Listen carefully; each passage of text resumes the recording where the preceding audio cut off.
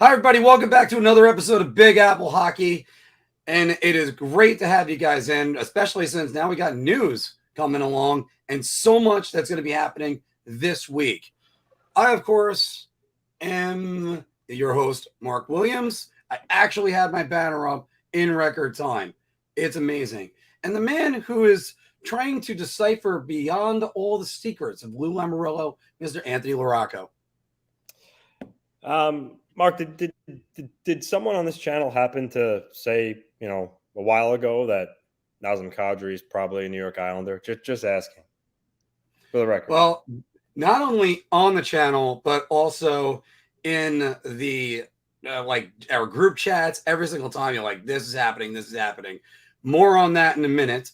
We're going to be talking about Jesper Bratt and a lot of other stuff in our Bar Talk segment. So stick around. We would love to get 50 likes on this particular broadcast. So if you haven't done it yet, make sure you are hitting that like for us. That is our goal for today, 50 likes. I'm going to start making graphics for that. All right. It is great to see everybody coming in. It's good to see Granny, good to see MJ and Dave right there. And I just heard a ding, and that was in my room. So let's make sure we get rid of that. And no, not you. Sorry. I'm not sure I understand. Oh, shut up, Siri. That's what you have to say. All right. Anthony, let's get back to the big headline because it's somewhat of a big headline because we don't know if it's news because that's the way things work in Islander land. There is a lot of sources that are around right now. Let me get my microphone somewhat near me as I'm doing this. There's a lot of sources, Anthony, going around right now saying that the New York Islanders have signed Nazem Kadri. And it's not just like some Twitter people. This is Dave Pagnotta, the fourth period, friend of the show, as well as guys like Mark Seidel. I have his tweet right over here that you sent me. And this is the second biggest free agent signing, obviously, of the offseason and arguably in the history of the New York Islanders. So we have to wait to celebrate it, Anthony. That's the only thing that makes any sense, right? Yeah. So, I mean, a lot to break down here. The news started coming out when Mark Seidel tweeted that, and some people were like, "Oh, well, who's he?" He used to be a scout, and then the telling part was that guys like EJ Radick and John Butchergross retweeted it, and those are established guys which wouldn't retweet some nobody or some slob's info there. So. It definitely had legs. Dave Pagnotta pretty much confirmed it. Adrian Dater, Avs guy, also commented on that story and said a player of personnel from the Erie Otters confirmed that Nazem Kadri is signing with the New York Islanders. It's pretty much, like I said, it's pretty much a guarantee that he signed. I had said earlier that the silence on him didn't make sense. The last time a big free agent remained unsigned, even 2 or 3 days after free agency started, you had to go back to 2012 with Zach Parise and Ryan Suter. And before that, it was Ilya Kovalchuk in 2010. So that's how odd and rare it is for a guy of his stature to be unsigned after the first or second day. And truthfully, given all that silence, I was pretty confident that Nazem Kadri was an Islander. I would say after the third day of free agency, when he still was, unsigned, and none of the big insiders really had anything on him. It was radio silence. And to me, when you combine that with prior to free agency starting, he was linked to the Islanders and his history with Lou. I was convinced he was an Islander, and I reached out to some sources, and at that time they really didn't know. But so for me, this isn't too much of a shock. I think the writing was kind of on the wall here. I don't know if Mark will not play it, but put the visual on here. Nazem Kadri, Lou Lamoriello had a decent quote about Kadri from 2016. I do have it right here for you. Who thinks highly of him? Yeah, he's not afraid to give it, and what you respect the most about him is he could take it. He's not a retaliatory type of player, but he'll get you at the right time and at the right place. He's one that I wouldn't mind going into a foxhole with. So we all know Lamoriello loves his guys. He's already brought in some of his former Devils and the Islanders, so it really just made sense. And honestly, I'm starting to think, Mark, that the Islanders were really one of that on the day of free agency. It was down to them and the Devils on Gaudreau. I really wonder if that was more of a smokescreen intentionally, and that loose focus the whole time was on Nazem Kadri. It wouldn't be surprised. It really wouldn't be surprising at all if they put in the groundwork for this deal when free agency started at noon. So, yeah. And as far as when it's going to be announced, we don't know. This is how it Lou very operates. well might be October 11th that they announced the deal. I know, Islander fans are frustrated, and just some fans in general, like what is with this guy? And I get it. I'm there with you. But he does these things for a reason. He for whatever reason he feels compelled to hold this back. Whether or not he thinks he's fooling a general manager with not knowing how much cap space they have, I don't know about that. I think these days everyone's smart enough to really understand what they're working with. But regardless, this is what he decides to do. He put it in his draw. And Mark, what did Thomas Drance, the Canucks writer, write a week and a half ago regarding Kadri on a radio spot? I sent you the tweet. He's like, "Yeah, I think that contract's in a draw somewhere." So this is just how Lou operates. And for Islander fans, last year it wasn't until September 1st where he announced the extensions for Palmieri, Cizikas, Sorokin, and Beauvillier. So we might have to wait another month to get the news on this. And Parise he didn't have his first media availability with the Islanders after he signed until September 10th. So it might even be longer before the Islanders officially announced this Nazem Kadri deal. So a lot to unpack here, but it seems like Nazem Kadri is a New York Islander, and yeah, it's a good ad. It's a good ad. He's a great hockey player. Now, there's still a lot to unpack with this. For instance, this, like I said before, this is going to be the biggest free agent. This is going to be the biggest free agent signing in New York Islander history.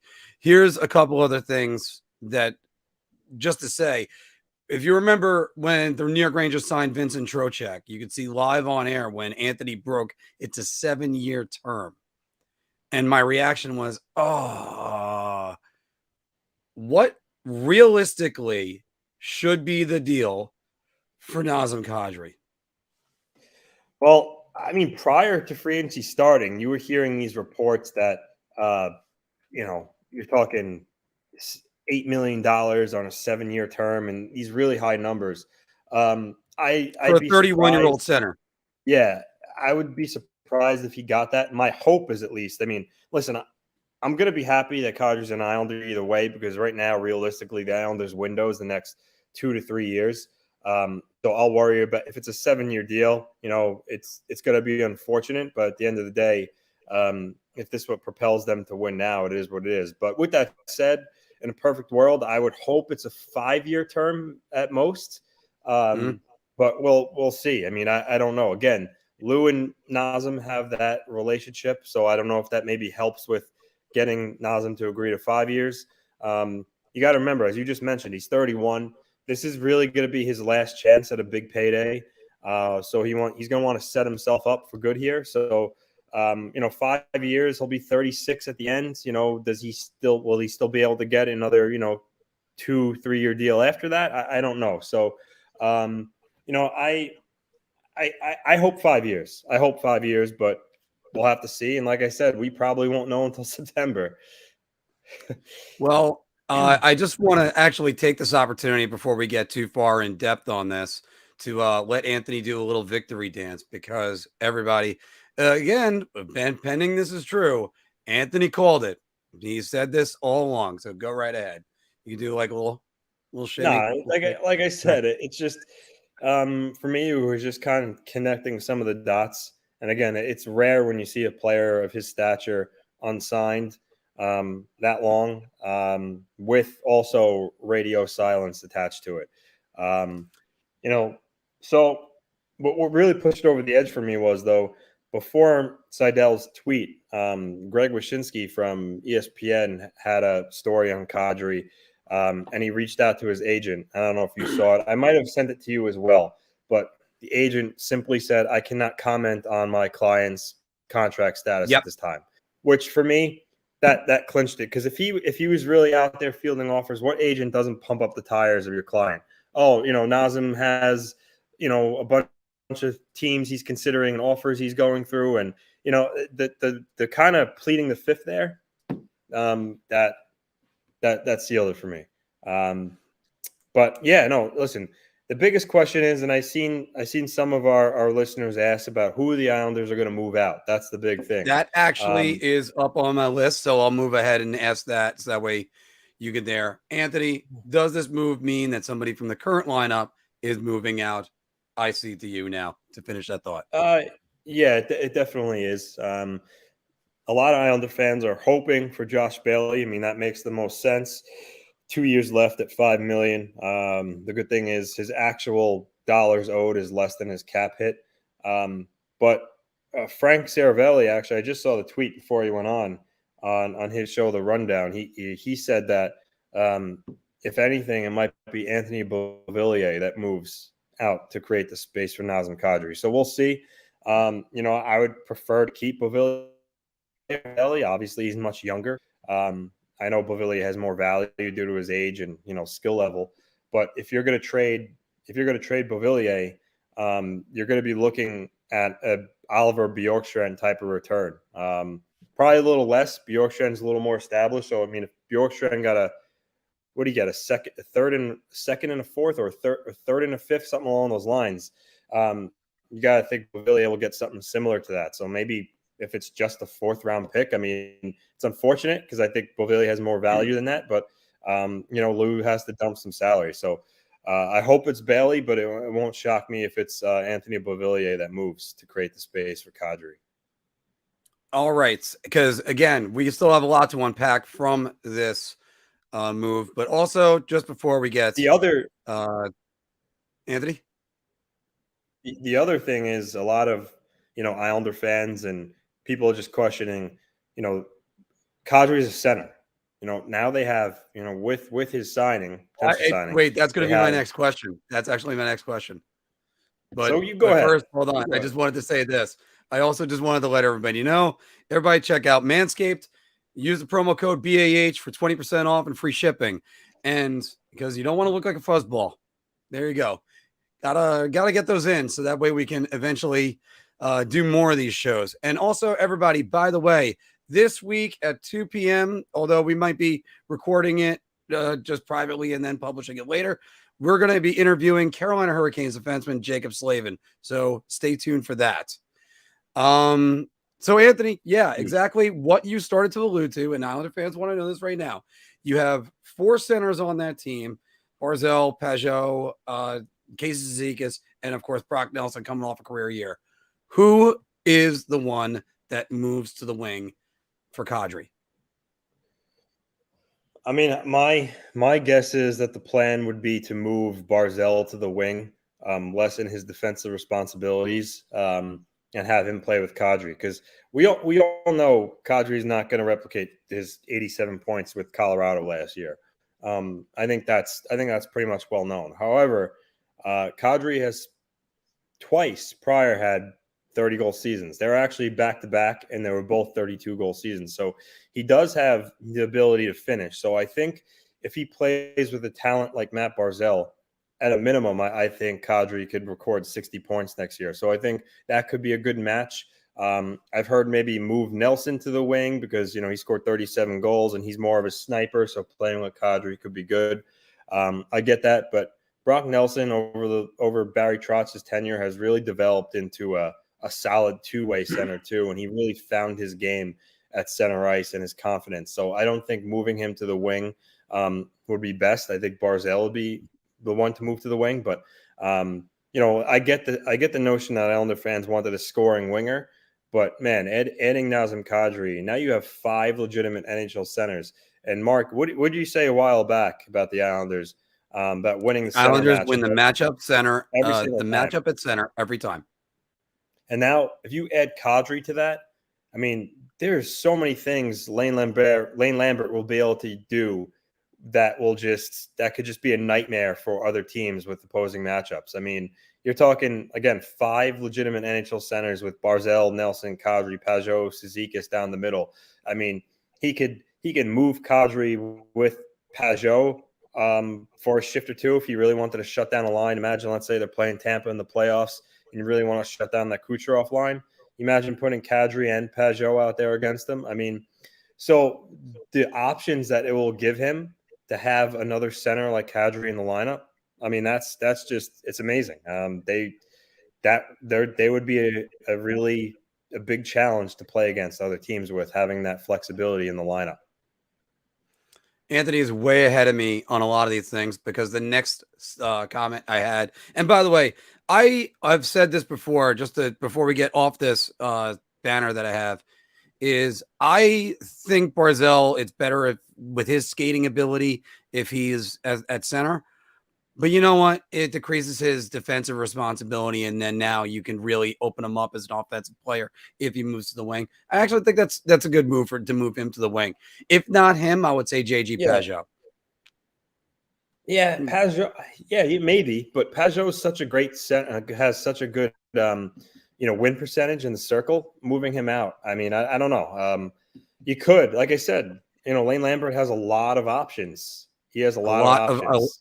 A lot of options. Because I was going to ask you, how much does this signing make the Islanders better? Do you know what the worst thing would be if it ends up where he doesn't sign, and then we did all this for nothing? But yeah, pretty significant. Kadri, like I said, even if he doesn't score 87 points again, which he won't, he's still a 60-point forward who could score. Really get under your skin, play really good defense. So, adding him to this Islander group, on top of Romanov being added, who was a huge upgrade over, Andy Green and Char, whatever they had out there, they're going to be a much faster team, and a much better team, frankly. And then obviously you have Sorokin in goal, who's, one of the best. So I think Kadri and Romanov propel the Islanders back into the playoffs for sure. Especially if they still get the same goaltending. So, yeah, perfect world. Would I have liked a legit scoring winger like Vladimir Tarasenko? But Lou likes his character. Lou likes his character guys. He likes the guys that bring those intangibles as well as skill. And they're going to be a really hard team to play against with Kadri in the lineup for sure. So I think it makes them much better. Now, let me just throw this stat out at you for a second, because the New York Islanders already have 10 players that will be over the age of 30 by Thanksgiving, and Nazem Kadri would be 11. In a league that keeps on trying to get younger and younger, is that going to be a problem for the Islanders? Yeah. Again, his age, if they give him a 7-year deal, like I said, I won't be happy. But, the guy is still playing at a high level, and it will probably remain that way, I would say, for at least the next 3 years.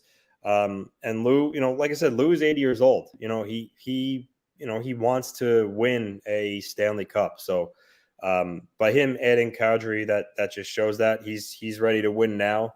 But don't forget the Islanders having Green and Char in their lineup every night obviously added their average age way up. With them gone, they are younger. And then the most important factor is, people could point at the age of, like some of the guys like, Nelson, who's still very young, but some of the, I would say the older young guys, if that makes any sense, they're young where it matters. Matt Barzal, Noah Dobson, Ilya Sorokin. They have youth in very important positions in those three.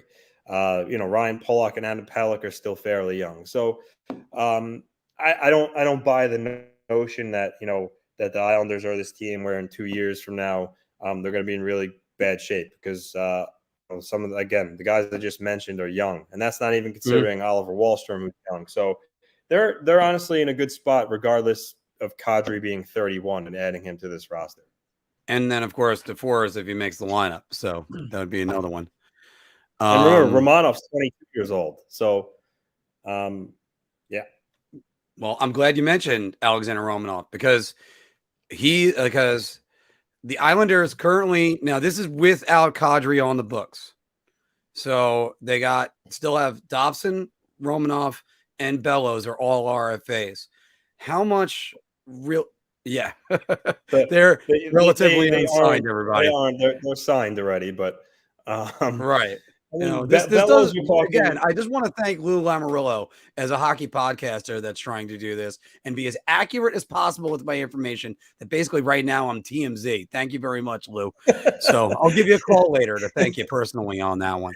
So, um, uh, but so realistically speaking, give me the Sounds good. contracts for all those guys, what you could see, and then assuming Beauvillier is the one that's traded, or Josh Bailey, or both, even that could also Sounds be a good. possibility.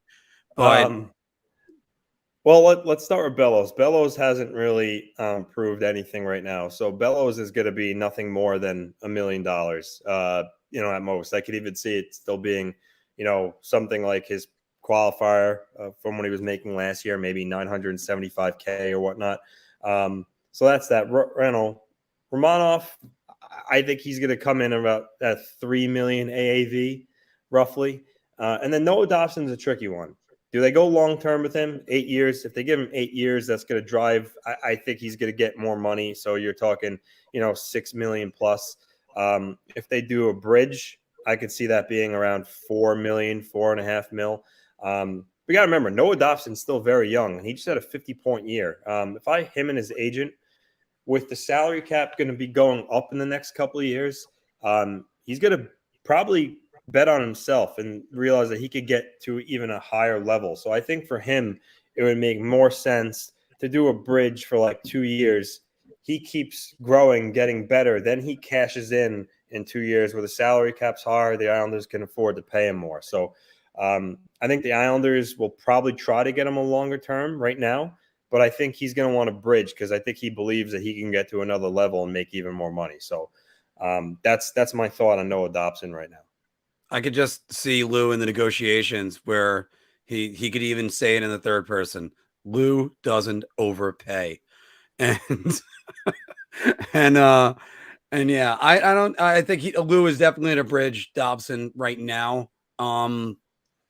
And I don't think he's going to be getting Adam Fox money or anything like that. And like you said, No, 50-point not. season. And if I recall correctly, he had the most goals for defensemen after December 1st, right? Yeah, or roughly in the top 3 or so. Yeah.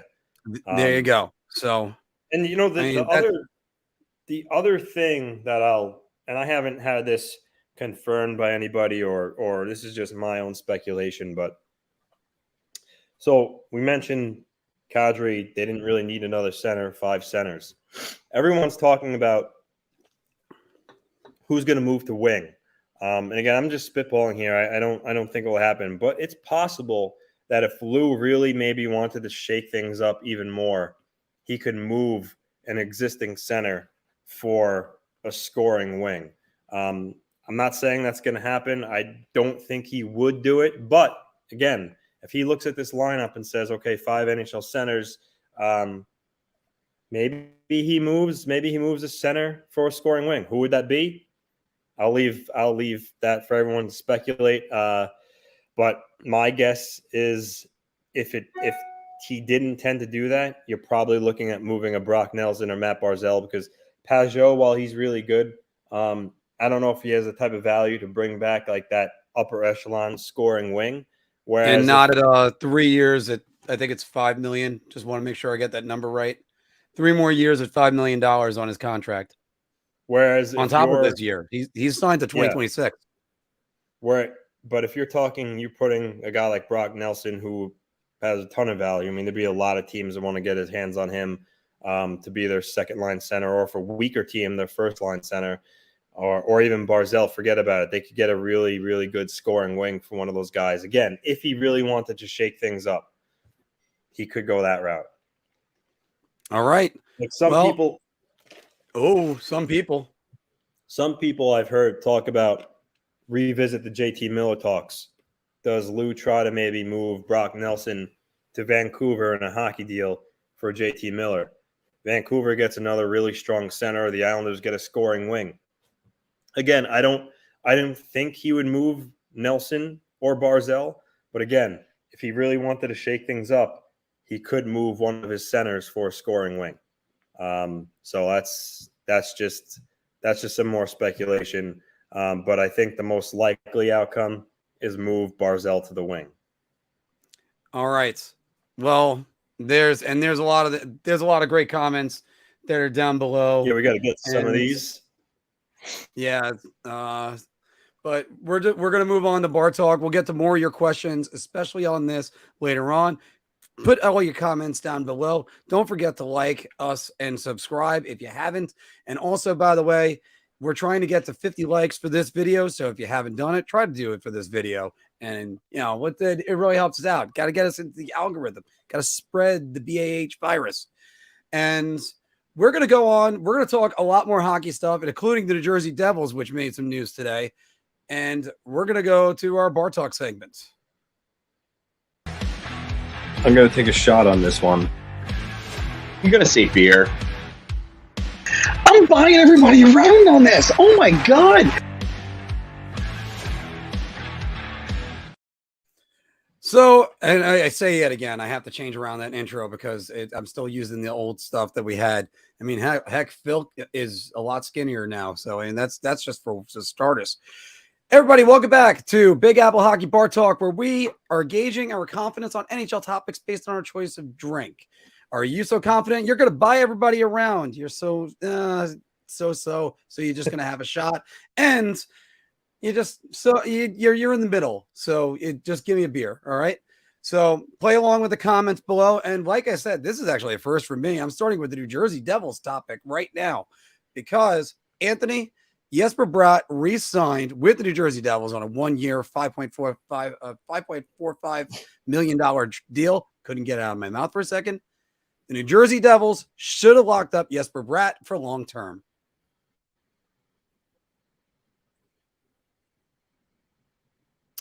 I'm gonna go beer there. I think that he had 73 points last season. Prior to that, he was a 30 or so point forward. So I think the thought maybe within the Devils organization was, all right, well, let's see you do it again before they really committed, 7-8 years worth, $7 million plus. So I think that's a thought process there. They kick the can a little bit down the road now because now they got to go through it again this season. And if he does kind of replicate this past season, then yeah, I think they should have no problem, giving him a long-term contract. But I could see why they didn't, just because, his whole career thus far, he was a 30-point forward, and then, bam, 73 points last season. So I do think he is a very good player. I think he will be a guy that scores, 60 or so points. But again, I do understand maybe being a little hesitant to give him, really big dollars after one really good year. So, but I think he should be a fixture of that team long term. I think they should have locked him up long term and probably gotten a little bit closer to, if they wanted to give him the Andre Palat money, go right ahead. So I'm going to buy everybody around on this because I did the Devils postseason wrap up on BigAppleHockeyPodcast.com. We're adding more articles every single day, although we haven't added any in about 3 weeks. So bear with me on that. I got to tell you, Anthony, it's he doubled all of his career numbers. And if he didn't double, he went well beyond that because a career high in goals, career high in assists.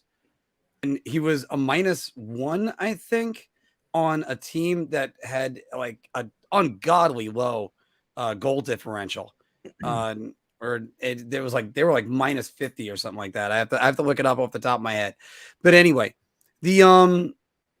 I think he's going to be a player. I do. Now, you don't have to pay him $8 million in 8 years.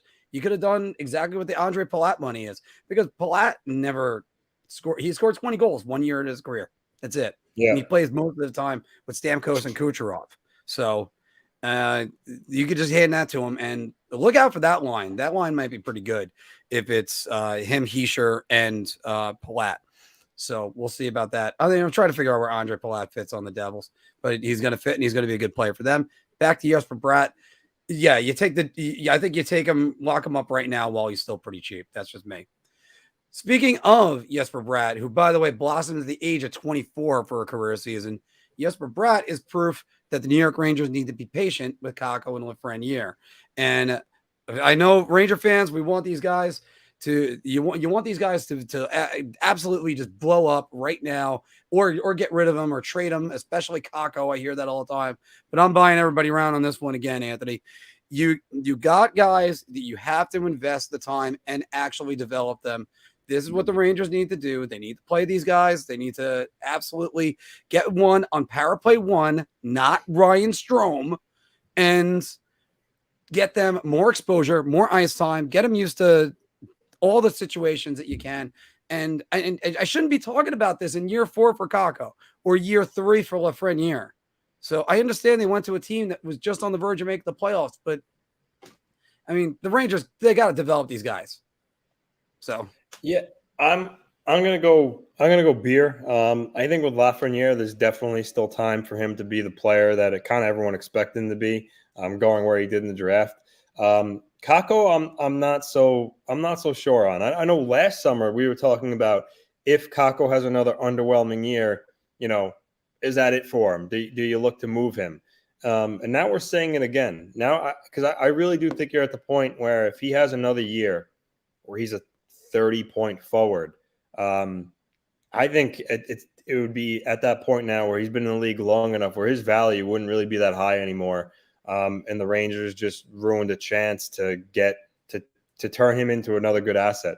I think at this point, he could be a really good kind of like defensive forward who chips in maybe about 30 or 40 points. Maybe I'm wrong. Maybe he breaks out, but I think I've seen enough of him in a sample size to know that I don't think he's going to be that 60-point player. I don't. So with Lafreniere, yeah, you got to be patient with those guys. The Devils were with Bratt, and so far, going into last season, they did the right thing. Lafreniere, sure, but I'm going beer just because, again, I'm not so not sold on Kakko. All right. Well, Anthony, you know that the winner of the Vezina Trophy was New York Rangers Igor Shesterkin last season. So this question, his good buddy, the New York Islanders, Ilya Sorokin, will be a Vezina finalist next year. Round. There were people that thought he should have been this year.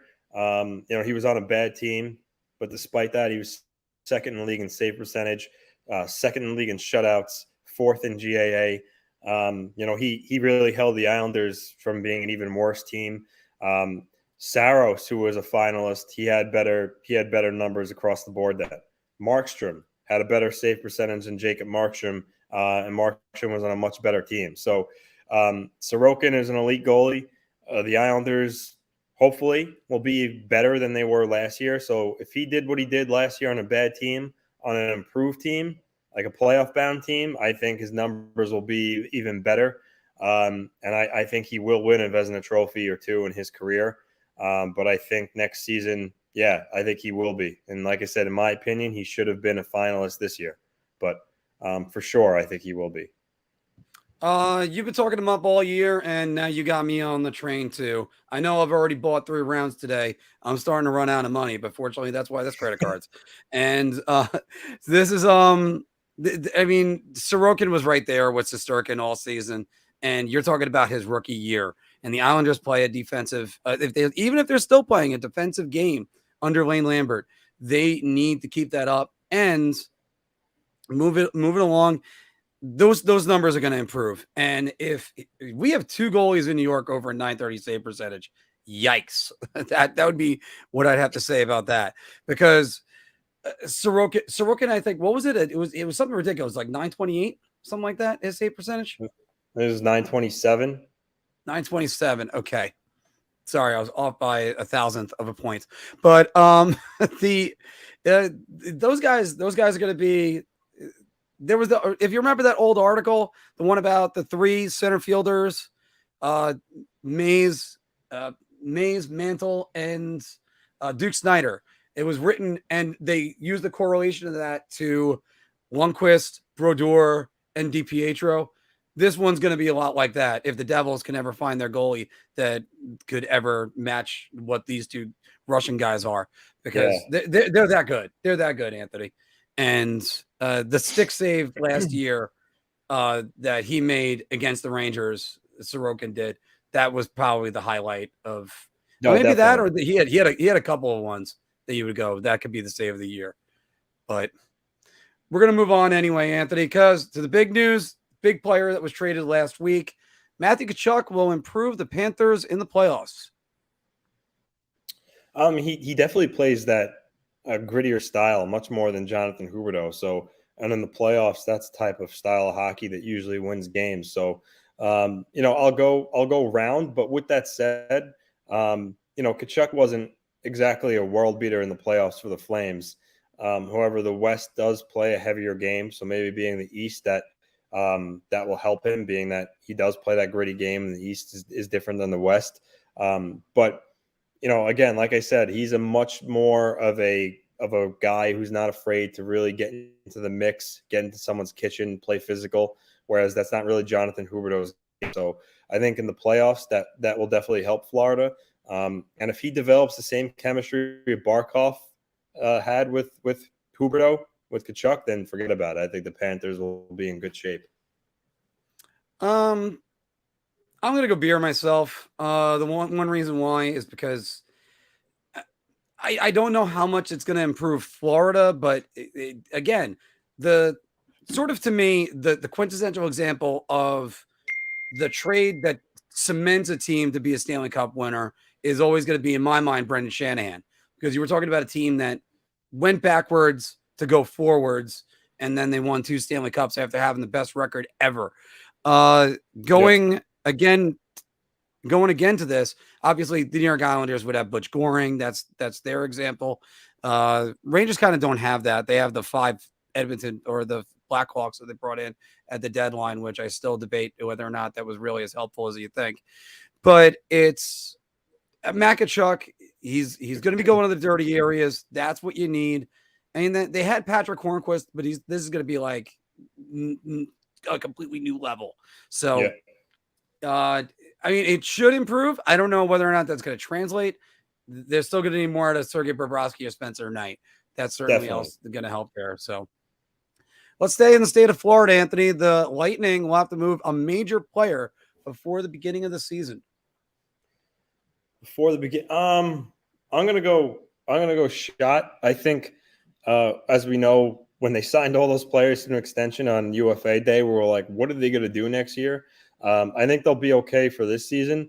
But when those extensions kick in next year, I think they're definitely going to have to move somebody, because you look at that roster and you're like, well, where does the money come from? Like, for instance, I think Chernak would have been a guy that could have moved to free up salary, but now he himself is locked up. So that takes one of the most realistic guys off the board. You're not moving Kucherov, you're not moving Cirelli. Point. I really don't see it, but one way or the other, we're gonna have to move somebody. My guess is Alex Killorn will be good as gone at some point. But yeah, I'm curious to see what they do next summer, because I don't see an easy out for them. But my guess is they will have to move a player that raises an eyebrow or two. Problem is, there's not many of them left, being they just re-signed a lot of them. So again, dare I say, you move a guy Braden Point, who gets injured somewhat frequently. I don't know. I don't see Stamkos moving at this point. I think he's a legendary player for them. I think he'll be there the rest of his career. So yeah, I'm curious to see where this goes. I got to buy everybody around on this again. I'm running out of money tonight, because Anthony, I don't know if you see the look in my eyes. It's terrifying. The Lightning have $7.1 million right now over the cap. Now, they don't have a first-round draft choice for 2023 or 2024, because those were conditionals that were in the trades that they made for, I think Brendan Hagel was one of them. Now, just going through their forwards, these are the following forwards with no move clauses. Full, and I'll go to the partial ones in a second. Kucherov, Stamkos. Those are full known move. I guess I'll just do it now. No trade clause for Nick Paul. He submits a list, and they just signed him. Alex Killorn, modified no trade clause, and he's only making $4.45 million. Modified no trade for Nemestikov. They just signed him. Then it's Corey Perry with the modified no trade. Patrick Maroon with a modified no trade. Victor Hedman, modified no trade. And then everybody else after that, they either re-signed just now or, I mean, it's got to be Braden Point. There's no other player. There's $9.5 million tied up in Point. He's 26 years old, and he's signed to 2028. Anthony, that if the Lightning said we want to still be competing, they can actually restock their cupboard by moving Braden Point. And I can't believe those words are coming out of my mouth. $9.5 million. That's it. Everybody else. Brendan Hagel doesn't have a no trade clause. $1.5 million. Ross Colton is an RFA after next year. $1.1 million. That's not getting you to $7 million. Maybe those two plus Killorn if you don't want to get rid of Point. Which again, it's still. I mean. NHL teams find a way to get around this. I have no idea how they're getting around this. Everybody signed. It's terrifying looking at their salary cap. It really is. So, yeah, a major player might be moved on there, but we'll see about that in September. Yeah, no, definitely. Yeah. Anthony was actually so stoic right there. I thought his screen froze for a second, and then I saw his eyes move and went, "Oh wait." Yeah. It's crazy. It's crazy. By the way, Anthony, Jesper Bratt signing a 1-year deal. Nazem Kadri potentially signing with the New York Islanders. And the free agent that signed last week during the solo show that I did was John Klingberg. He signed with the Anaheim Ducks. So John Klingberg will prove that he's a number one defenseman with a 1-year deal he signed with the Ducks. Shot. I think he is a very good defenseman. I wouldn't call him a number one at this point in his career. I honestly, I think he totally misread the market. He fired his agent, and I think that just proves that. I think what he was looking for out there was unrealistic, and he was probably, kind of made to believe that by his agent. That kind of blew up, and ultimately you see him sign a 1-year deal. So I think at this point his best case was to take that 1-year deal, and hopefully he could play at a level where he had in the past, because the last few years he really hadn't been playing like the John Klingberg that we knew. But with that said, he's going to get a lot of ice time in Anaheim, so he'll have the opportunity to put up points, play the PP number one, run it. So he has the opportunity to really kind of put up the numbers that will enable him to get that long-term deal. But again, I think the 1-year deal kind of just proved that he totally misread the market, or his agent did. But at the root of this question, Anaheim, I don't think he's a true number one elite defenseman. I think he's a really, really good number two guy, but I don't think he's a number one. I got to go with you. And finally, down the shot. And I like Klingberg as a defenseman. I'm trying to figure out where he's going to want to go and what potentially a contract could be for him. If he's thinking he's going to make $8 million or even $7 million, that deal's not there.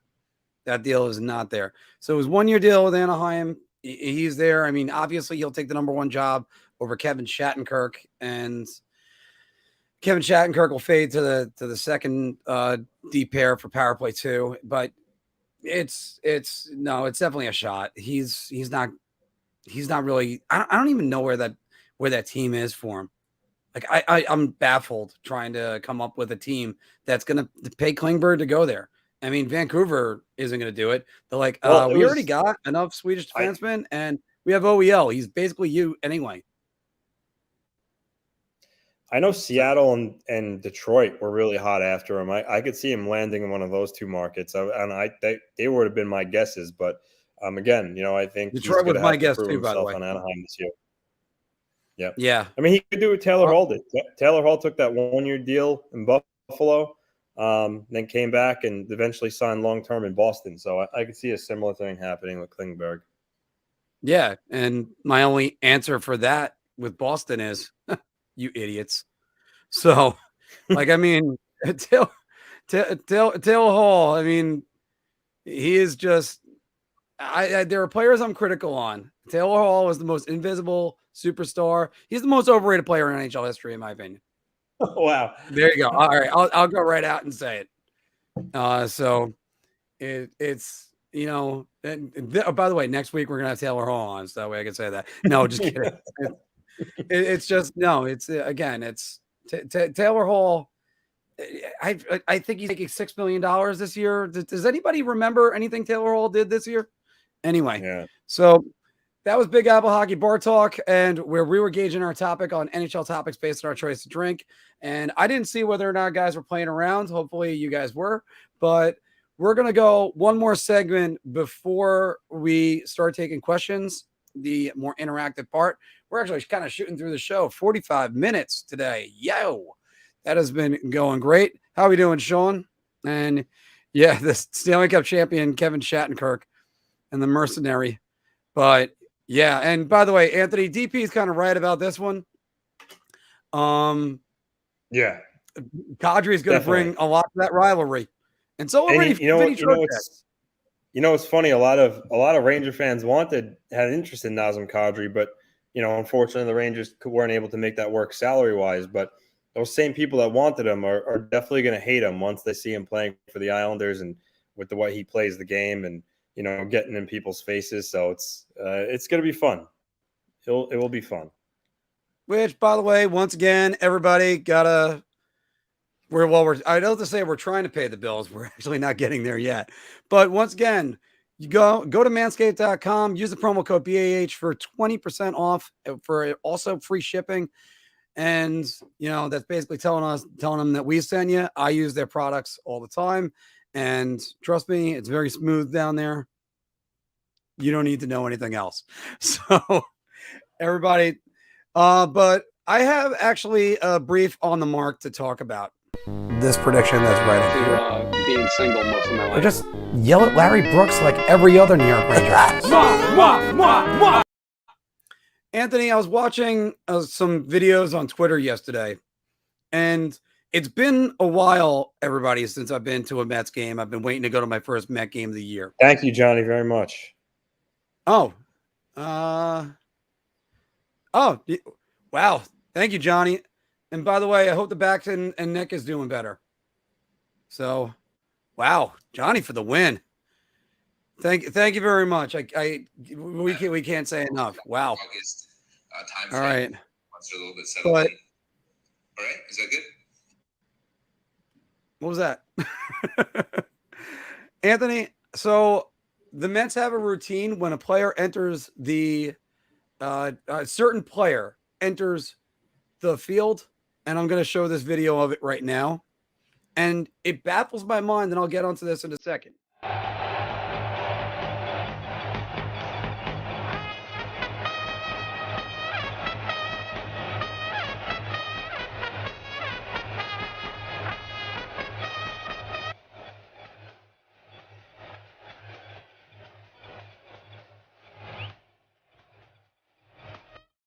All right, that's for the sake of time. But the reason why it's actually kind of, I use the word baffles, it really doesn't baffle me. He's having a great season. But the real thing about it is, Anthony, it's Edwin Diaz with the New York Mets is proof yet again. A player can change their perception, especially in New York. New York is a very fickle market, but a player, I was in LA when he blew a 3-run save when the Mets were up 5 runs to LA Dodgers. And I have I like to call it a famous picture of the ball hitting in fair territory and me looking up at the sky being like, I can't believe this freaking guy. So while we look over at guys like, say, for instance, Jacob Trouba, who is Philk's whipping boy, or in my case, I guess Ryan Strome is gone. But you look at Kako and Lafreniere, they're writing their stories right now. And it wasn't too long ago that every Met fan, there was a different type of expletive when they were saying, fucking Edwin Diaz. Now it's fucking Edwin Diaz. Like you're pumped about him now. And I'm going to ask you about your whipping boy for the Islanders. So you have about 30 seconds to figure this one out. But again, it's just one of those things. It's one of those things that you could always write your story. And as long as there's blank pages, just keep on going. Because now look at it. Because now instead of every Met fan dreading Edwin Diaz coming to the game, they got trumpets. They're playing trumpets for this guy. And he's been lights out. Last week after they played the Yankees, Boomer Esiason and Boomer and Gio were comparing him with Mariano Rivera. That's insane. And by the way, the answer is Rivera's still better.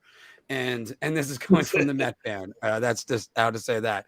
But again, now Edwin Diaz is starting to become a larger than life figure, and he was destined to be a bust within his first 2 seasons as a New York Met. So sometimes just remember, guys, whether it's, and I guess one example for the Islanders, Josh Bailey. Josh Bailey, people thought, oh, he was going to be the second line center, blah, blah, blah, blah, blah. He goes up, plays right wing with John Tavares, becomes an all-star, has a career best season, signs a huge deal. And then what happens? He was their leading point scorer in the playoffs, or among 1 or 2 in the 3 deep runs. So there you go. Anthony, who's your Islander whipping boy, by the way? Josh Bailey.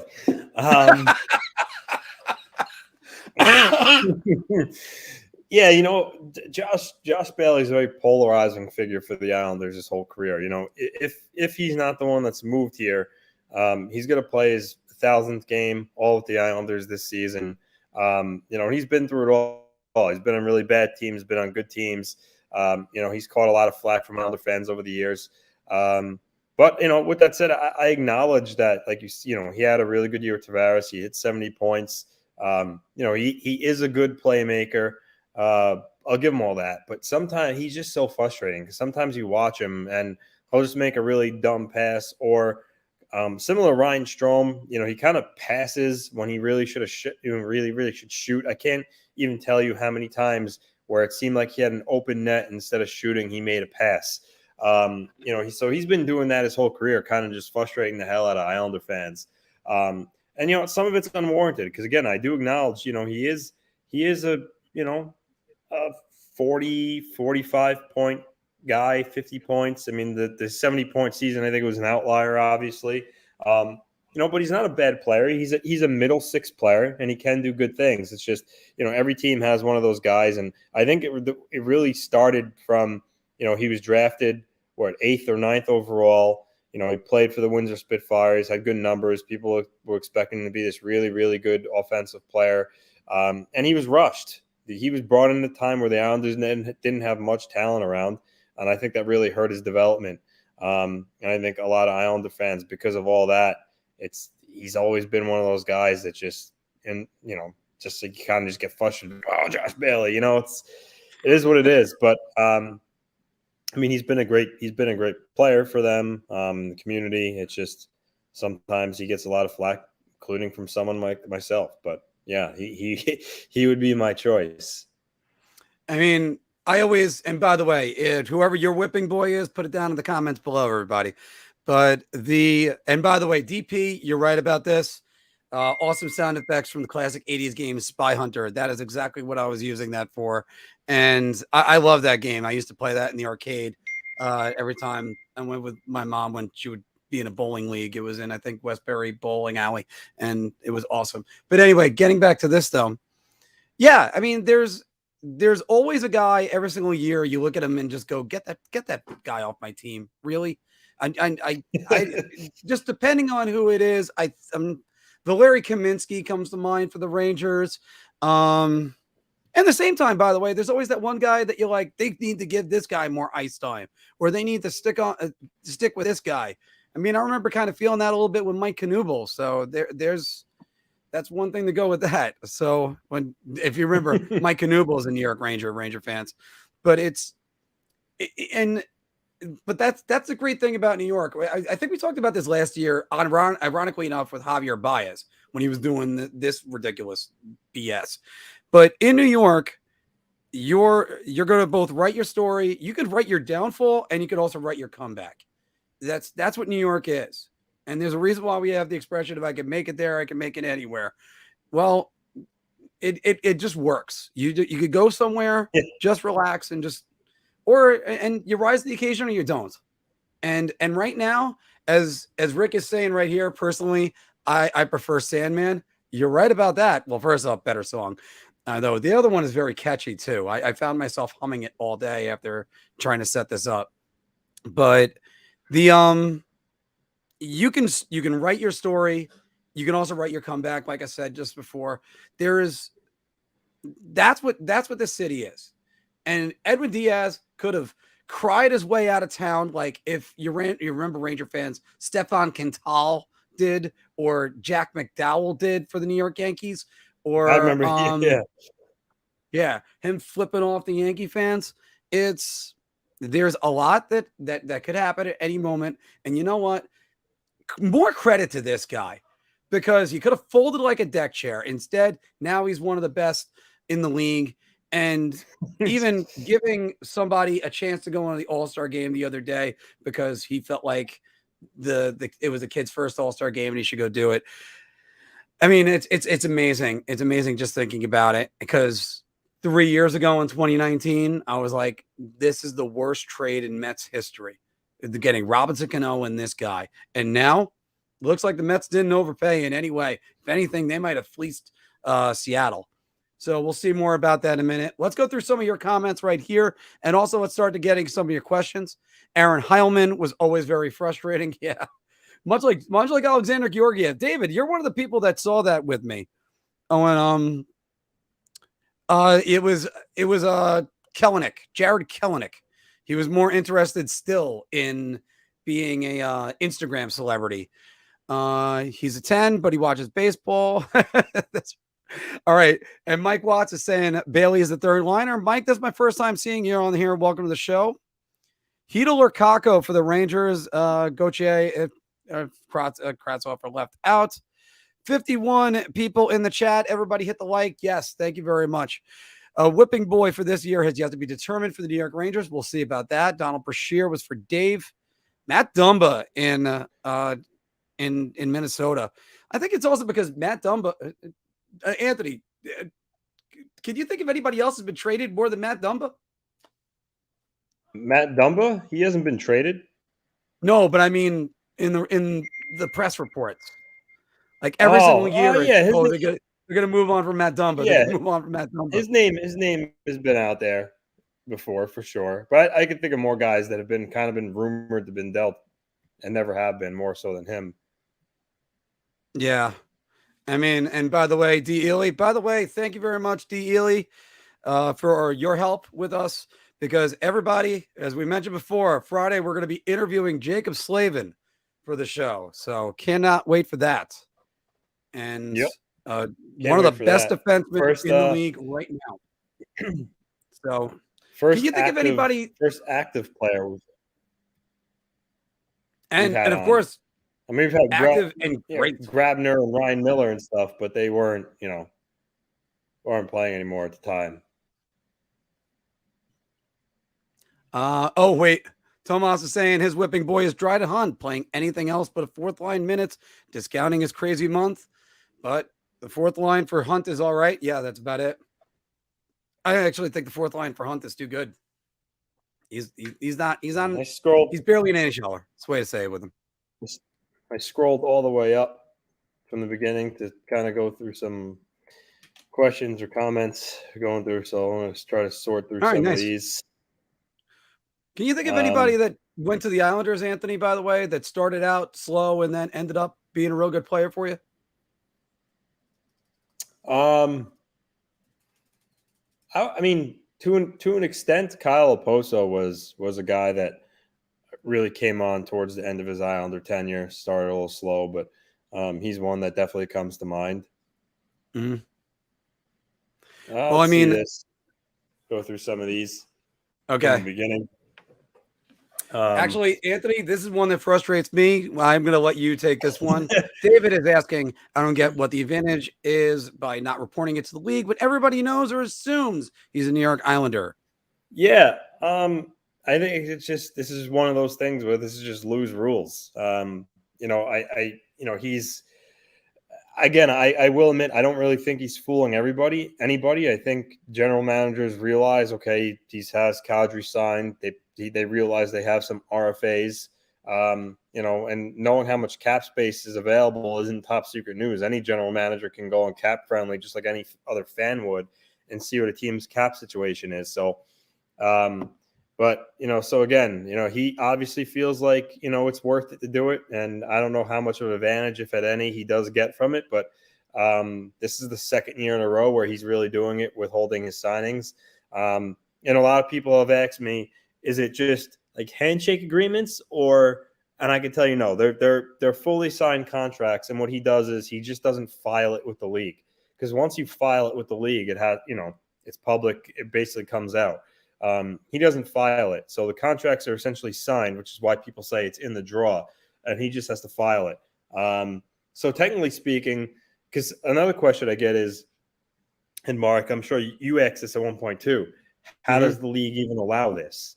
Well, I think the league doesn't even really know. Like us, they assume. Like you don't, when you're negotiating a contract with somebody, you don't have to tell the league that, that you're doing so. So the league has no idea until you have a signed contract sent to them. So I don't even think they know what's going on for sure. So that's what he does. Again, I agree, David. I don't really know how much really it helps him, but he believes that this gives him a competitive advantage over teams.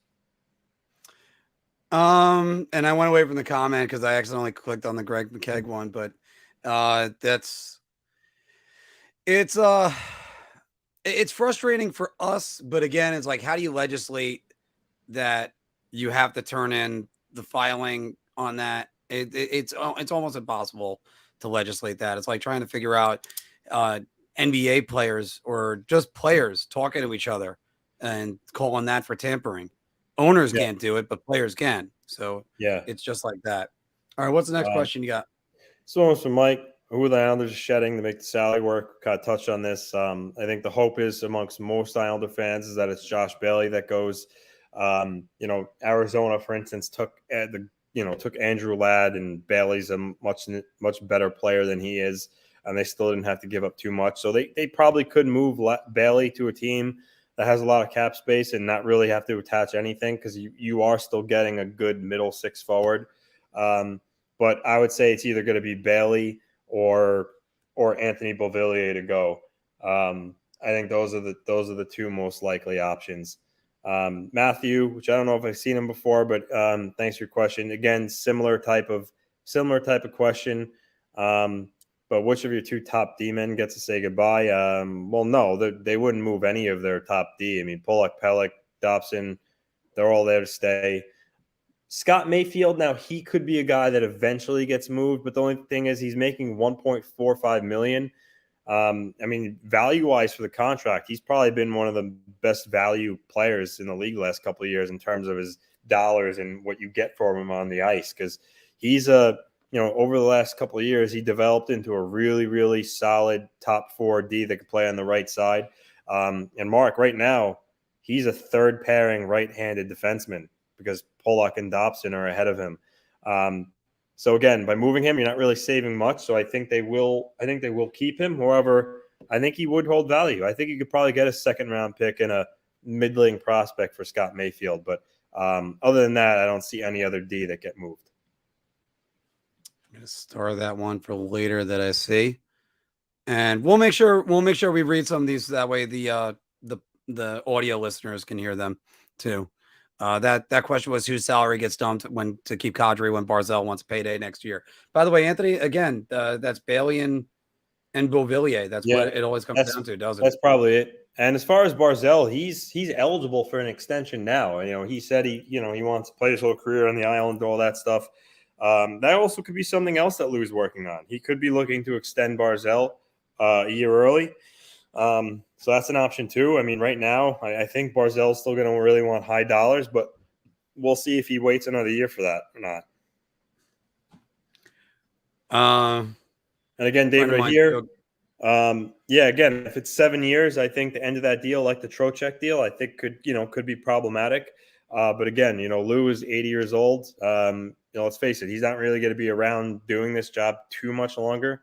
So I think he just wants to win a cup. So in the short term, for the next 2 to 3 years, it could be really great value. But I'm hoping it's only a 5-year deal.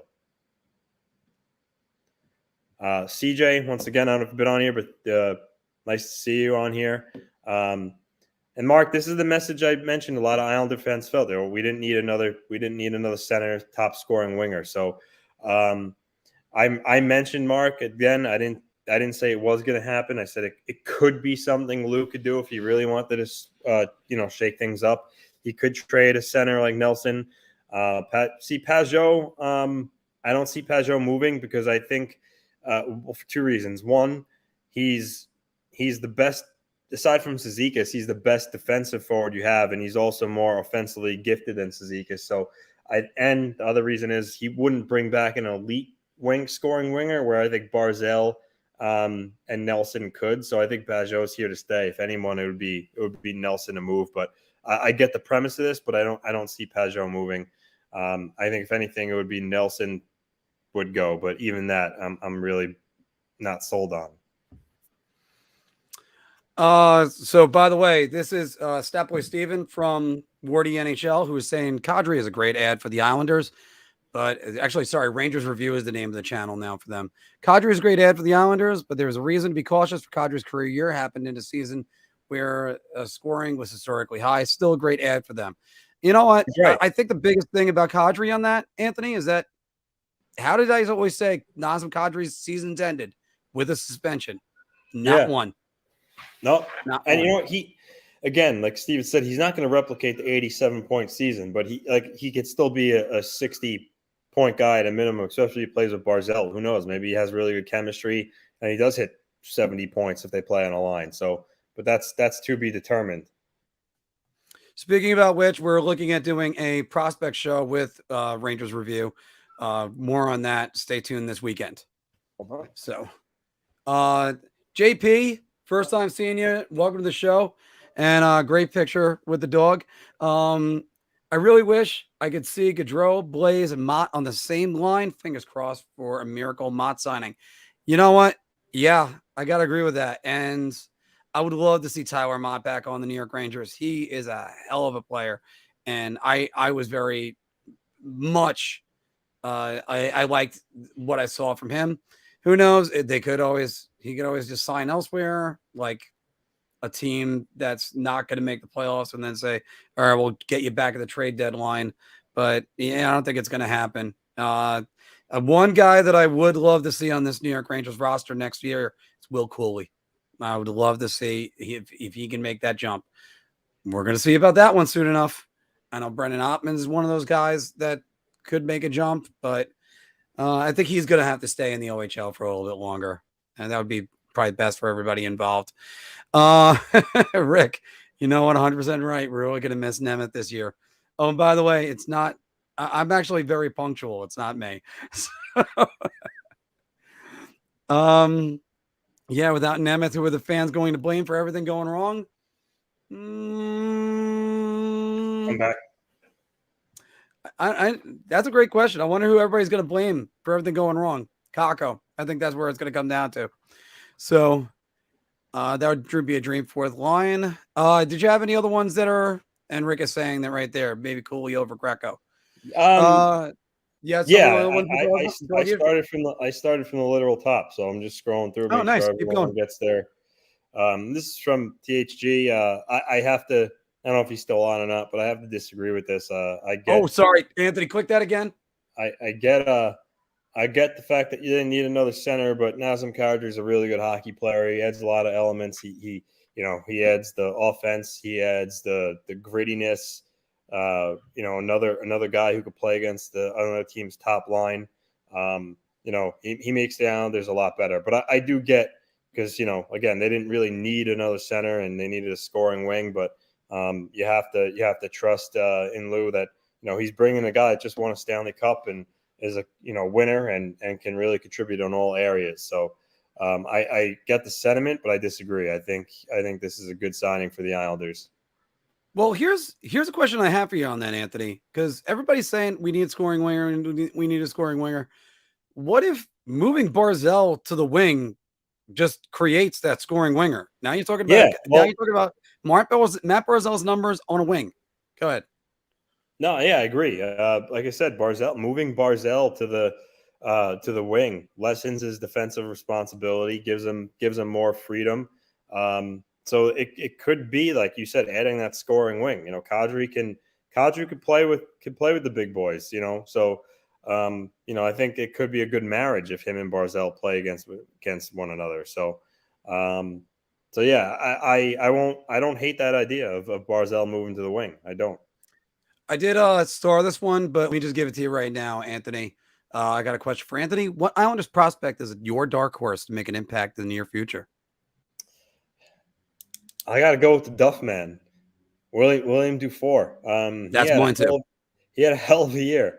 Quebec Major Junior Hockey League MVP. He was the Memorial Cup MVP. He was the first guy in the Quebec Major Junior Hockey League to reach 50 goals, I think, since 2018. I acknowledge that he's an older guy playing against younger competition, but you can't take away his shot and release. And some guys just kind of blossom late. So we'll see if his game translates to the NHL. I mean, he's definitely going to, I think, start in Bridgeport. I don't see any way he can unseat anybody on the roster. Maybe his smallest of chance, Oliver Wahlstrom, if he really outplayed him, but I don't see that happening. So I think he's going to be in the AHL for a year or so, but he would be the guy if I did have to pick one. Steven also added, by the way, when Barzell was in Seattle, he played a lot of shifts as a winger on the power play, so it's not too far-fetched. So Chris is actually – okay, go ahead. Do this one. So this is interesting because Timo Meier, wasn't Mike Greer himself, but I forget which insider it was. Maybe Elliot Friedman said that Greer is going to have to make an interesting decision on Meier because are they rebuilding? If so, his qualifying offer would be $10 million next season. He's a really, really good player. If they feel like they're going in a different direction and that's a high dollar amount, maybe they pull with the Blackhawks, they would DeBrincat. No one understood why they would trade him. So San Jose could be a similar role. But with Timo Meier, Mayfield and Pajot, my friend, aren't getting it done. Timo Meier, you have to put Matt Barzell. You have to put Matt Barzell in the deal. And that would go to my thing is if Lou wanted to really shake things up, would he trade a Barzell or a Nelson for an elite winger? In this case, Meier it would have to be Barzell, not Nelson. But that would be an interesting kind of like fantasy proposal. But I don't know at the end of the day if I would do it as good as Timo Meier is. Or usually centers hold more value. But yeah, I mean that would be a move that it would be hard to say no to that. Yeah, definitely. Centers always hold more value. That's what I always say about them. And that's gonna be tough. I thought, by the way, that reminded me. I thought I had one on the bar talk, which was David Quinn will finish out 3 years with the San Jose Sharks. Yeah, I don't know if he makes it 3 years. I don't know. That team's gonna be going for a rebuild. This one earlier, could you see a 1-year deal? I know Klingberg just did it, but I don't see any way that Kadri would agree to a 1-year deal, even if his good relationship with Lou. He's 31. It's too risky. It's just one chance at a big payday. Why was if he takes a 1-year deal, he gets hurt? That would significantly, affect his ability to get a big long-term contract next year at a high dollar amount. So I don't see any way that would happen. Gone through earlier, mentioned Carrillo's landed in Minnesota. I saw that article from the Wild beat writer Mike Russo. I know there was some speculation that things really weren't looking good for him in Russia, so that's good. I think all Wild fans are taking a huge sigh of relief right now that the Kirill the Thrill is back in the States. Oh, wow. Hey, Anthony, I never considered this either, but Mike is saying Barzell lowers his value by moving to the wing, which is also a win for the Islanders. Yeah, I mean, I suppose that could be true. Yep. But then again, who was the highest paid player in free agency this year? That was a wing. Johnny That's Gaudreau. right. And he's a wing. Johnny Gaudreau is a wing. Well, that's what happens when you yeah. But this I don't think that has any that has any I legs don't at know. all. I don't think it's got any legs. I did see a comment, I guess an interview Panarin did in Russia, and he said that it would be impossible for the Rangers to trade him because of his no move. So he did comment on that, yeah. And I don't see Panarin waiving. I mean, I guess, yeah. I mean, he's a Russian guy. He likes to spend time in Florida in the offseason. I would assume he would waive to go to like Tampa Bay or Florida, but that's just fantasy talk. That's not happening. Neither team has the money to make something like that work. So, Anthony, I did this every single year for all things Rangers when it was Henrik Lundqvist on the block. They're like, "Oh, you got to trade Henrik Lundqvist. You got to trade Henrik Lundqvist. You got to trade Henrik Lundqvist." First off, who's playing net for you? You still want to win a Stanley Cup. You're not winning it with Cam Talbot or with Antti Ranta. Those were facts. So let me get back to. So let's get back to. We'll get back to the Islanders in 1 second because there's a great question for Anthony right here. So then it was all right. Henrik Lundqvist is a full no move clause, $8.5 million, and you had to find the slot for him on a team that he wants to go to that'll give up prime assets to get him back. Because unlike Vegas, the Rangers would ask for something back. So now you have a guy making $11.5 million that is just coming off a 96-point season, and you got to figure out what to get back for him, because the answer on that is yes, and as I always like to say. And then it's you got to find somewhere for Panarin that wants to go that can afford to pay him. He's every good team. I will point to every good team in the league. They don't have $11 million available under the cap. No, it is not happening. Well, so I mean, Anaheim, Arizona, teams like that, but it's moot because Panarin would never waive there. Again, I think he would waive for Tampa Bay, Florida. I mean, that's it. I mean, maybe the Islanders. I mean, I think he would have played there if the Rangers never stepped up. But yeah, it's not happening. Ranger fans don't have to worry. Panarin's gonna be a Ranger for, I mean, maybe the entire length of his contract. So I don't think that's an issue. Yeah, Panarin's going nowhere, and I always get on this whenever it's you go to a team that's rebuilding, and then once they rebuild, then it's we need to move that guy. Well, I got no move clause because now that you're good, you want to get rid of me? Because right now, next year comes up. Let's say Keandre Miller and Alexis Lafreniere have career seasons. The best move for the Rangers is to dump Jacob Trouba's $8 million and give it to them. If I'm Jacob Trouba, especially if the Rangers don't win the Stanley Cup, I did say but I almost finished that sentence. If the Rangers don't win the Stanley Cup, I would say piss off. I'm staying here. That's just how it is. So, Anthony, go ahead. As of right now, Salo would be the left defenseman on the third pair with Mayfield. I mean, maybe if Lou has Calvin DeHaan's contract in the draw too, then that would push Salo out of the lineup. But as of right now, Robin Salo is probably ticketed for the third left pair defenseman with Mayfield on the right. I liked what I saw out of Robin Salo for the Islanders last year. Yeah, I did. I did. No issue at all. Especially as like a bottom pairing defenseman, I think that's a great deal. I had this one that was dog-eared for you because I think it's an important one, Anthony, which is what happens to Ratty or Aturatu this year, because I still don't know his pronunciation. Can we settle Ratu, that? I think he's good again. Like Dufour, he's going to start in Bridgeport. And if he earns a call-up mid-year because of an injury or just because he's playing well, then I think you'll see him. But there's really no shot he makes the team to start. And again, also what complicates things with the addition of adding Kadri, like I said, Ratu's a center too. So I mean, where does he fit? Because at this point now they have 5 centers and a lot of them are signed. So, but he's a guy that I could see him starting his career on the wing in the NHL.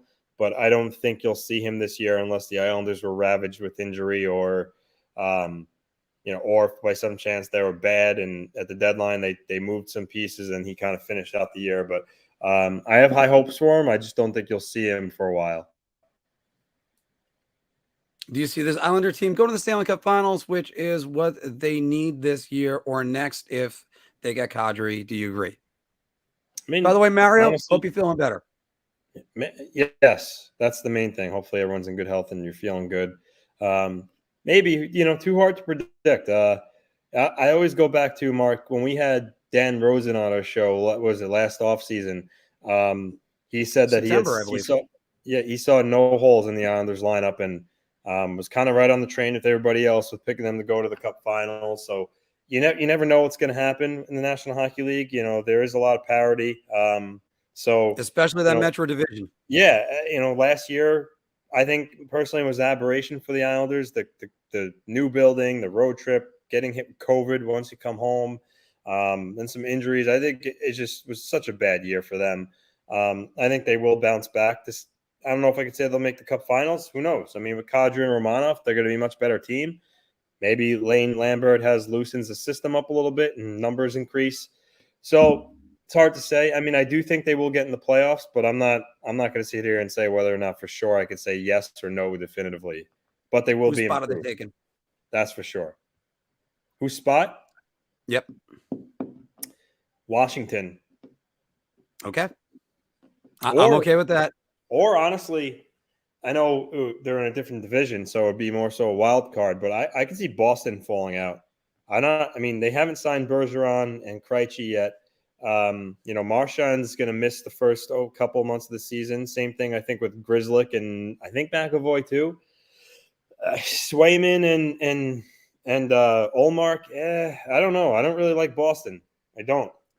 What about beating up the guys at the old folks' home in Pittsburgh? That too. I mean, we always say Washington and Pittsburgh falling out. I think this is finally the year that one of them does. Well, fortunately, Steven already answered the question for me that Rich put up there, but Rich's question he has, what's the chance Ottman gets playing time at the NHL level? This is the reason why I'm saying it with the Pittsburgh Penguins right now and still on that same thought. Because you can't just bring people in just for the sake of bringing them in. This isn't a video game where you can have Sean Green. I'm thinking back to 1999 with baseball. Sean Green being your number 7 hitter for the New York Mets. No, and a created player at number 1. I'll give you a hint. That was his number. But it's you got to bring in guys with roles intended for them. Otherwise, they're just drifting through. What's Julian Gautier's role on the Rangers? Does anybody really know? That's why the Rangers need to part with him. The reason why I'm getting with that is what are the Penguins doing with Jeff Petrie? It makes no sense to me. It honestly doesn't. They're trying to win. But is it be a power play quarterback? He's not on power play 1. Are you putting Letang on 2? Are you putting Malkin on 2? Yeah. No. So, right. I agree with that. Yeah. That's one of those things. And it's if you're telling me that his even strength numbers are that good, all right. Well, it's whatever. That's what I would say for that one. Yeah. Yep. This one made me laugh. And I even said it. He's 80 years old. He's not, granted, I'm sure he doesn't want to kind of screw the next person, especially if it was his son that took over for GM. But at the end of the day, he wants to win now. I think this is last year under contract. It will never come out because it's the Islanders and it's Lou. But I think this is the last year of his deal. So, and he's 80. I think he wants to win. So I think he'll do whatever he can to try to win the cup now. I don't really think he's overly concerned with the future. So that's it's in jest, but it's also true. There was a joke from How I Met Your Mother back in the day of, do you know whose problem that is? That's future Ted's problem, not present Ted. So again, just like you're saying right there, that's the only person you have to worry about. You have to worry about, and you're right about that, Anthony. I don't think he wants to screw over his son. Lou is actually always pretty good with keeping one eye on the present and one eye on the future. Yep. So because imagine what Lou would have to do in Calgary. Yeah. There's no movement with Mont right now. I haven't heard a peep out of him in any way. It's different. So silence with Lou and the Isles means one thing, but then when you when you hear silence on guys like Taylor Mott and Sonny Milano and and PK Subban, because it's at this point where these guys are the type of guys that are either going to accept PTOs and get an offer to a camp, or they'll sign a 1-year deal right before camp starts. So that's why there's silence on Mott. It's not because there's some sort of secrecy going on with Drury like there is with. It's just because this is just par for the course. These lesser UFAs kind of just waited out till late in the summer. They let teams figure out what their situations are cap-wise, and then again, they look to grab a PTO somewhere or a cheap contract. So that's why there's silence on Mott, just because this is kind of par for the course with players like these towards later in the offseason. Would you agree, Mark? I would agree with that a lot. I think that there's teams interested in him. I think he wants to come back to New York. He sent out an Instagram message basically thanking all the fans. And first off, you have all the Ranger fans chiming in to saying, why not resign and go for one more run? The other thing is the Vancouver fans all jumping on that bandwagon and saying, come back and we'll try to do it again with you. And I still think Vancouver is going to be a very good team next year. I think another year for Thatcher Demko developing. And if you can get JT Miller to be anywhere near as good as what he was, let's say if he's an 85-point player, I think that's still going to be good for Vancouver. Bruce Boudreau is a great coach. He always figures out how to get teams into the playoffs. So that would not surprise me. Mark, where do you see Tyler Mott going? See, that's the thing. I would have. He's a guy. Like, if you have any space and you're a playoff team right now, or an aspiring playoff team, say like the New York Islanders, and you have any space, you want to strengthen your bottom six, go get that guy. Yep. Man, he was such a difference maker for the Rangers. So where do I see him? I see actually going back to the Rangers. That would be great. So the Rangers only have $1 million in cap space. So how at this point, I don't know how you would even make that work. You're not going to make it work. That's the simplest way to mention that. Because I think Mott wanted like around $2.5 million. It was being reported. I think that's way too much for the Rangers right now. Yeah, I think it's one of those things that if he wants to be a Ranger, he's going to have to go somewhere that's not a playoff team and then try to be traded there. And again, that's if you're going somewhere like in Arizona. You know you're not making the playoffs. You know they're going to be players at the trade deadline. You know they're going to move you for something. I had heard no trade clause in, so you know where you're going. I had heard him being linked to LA earlier in the offseason. I don't know if that's still would be accurate, a great thing. That's one team I had heard was LA. Another team I could see him on. I could see him on Boston. I mean, they could use a little bit more of that speed in their bottom six. Again, I mean, cap space after they potentially sign Krejci and Bergeron. I could see him in a place like Carolina.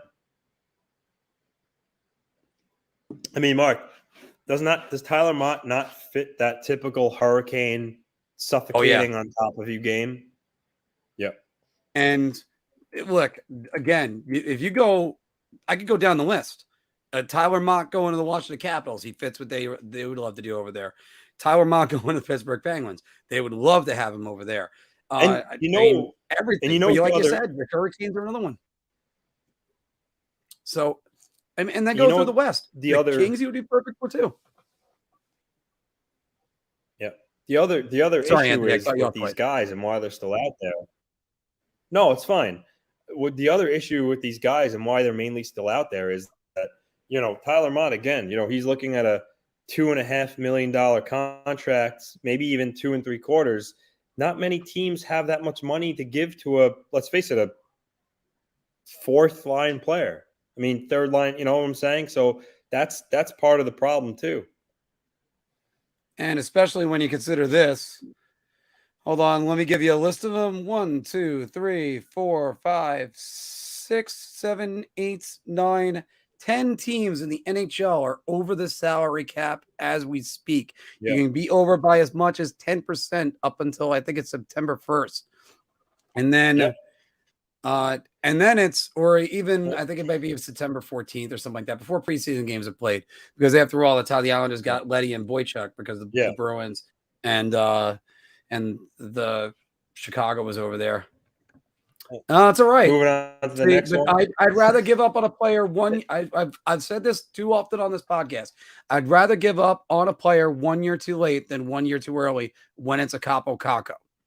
Now, But what happened? The other way when it was Tony DeAngelo, I was like, give up on him now, maximize what you can get, because you're not getting that. But what happens? What happens though, Mark? What happens if he has another 30-point season? What do you do? What do you do at that point? Now you're talking yet another year of that type of production, and you're left with someone who doesn't have that much value. That hurts. Still looking at him when he gets around 23, 24. That's just what I think. He's a cheap third liner then. That's what he really is. Is he hyped? Oh, yeah. But let me throw another name out at you. Let me throw two names out at you. One who was productive originally, one who a team traded for a established forward. I can't even say superstar, because one guy I'm getting at is Todd Bertuzzi. The Islanders gave up on Todd Bertuzzi way too quick, and kind of with good reason. I mean, he was all over the place as an Islander, and they traded him for Trevor Linden, who was definitely past his prime. Brian McCabe too was in that deal. Yeah, Brian McCabe was in that deal too. So they traded their captain. Yeah, they traded the captain in that trade, and the other one is for Ranger fans, Alexei Kovalev. Alexei Kovalev, they gave up on him to send him to Pittsburgh in the deal that brought back Peter Nedved.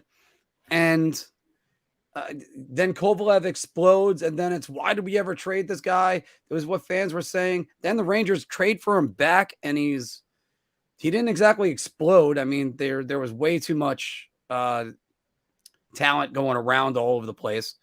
And then he goes to Montreal, finishes up his career. Arguably a Hall of Famer. I think he's borderline.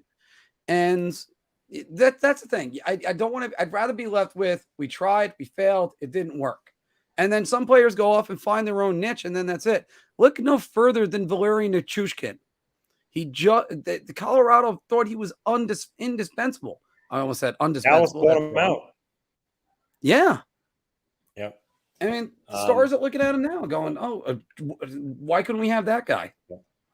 Moving on to some of these others. So last year. Speaking about contracts, the Islanders can move, Anthony. Yeah, well, not anymore, no, because there's literally no capable backup goalies left on the market. Now you can't really trade Varlamov now at this point, unless you want Tyler Wall or Andrew Hammond being your backup, because that's who's basically left out there. Braden Holtby's still technically UFA, but it was reported his career's over. So this is the first year where Ilya is the 100%, no doubt about it, starter. Going into last season, Varlamov got hurt and missed the first 8 games, but going into last season, Varlamov was still expected to kind of be the platoon guy, 1A, 1B. This is the first year that Sorokin is the established starter. So my guess is that Sorokin plays 55 games or so, and Varlamov gets the rest. I think Barry Trotz was a more veteran guy. I think Lane Lambert will probably rely on Ilya more than Trotz wanted to last season, but I would still expect Varley to get maybe 30, 35 games. By the way, just to mention this, there's another 8 teams with $2 million or less on the salary cap.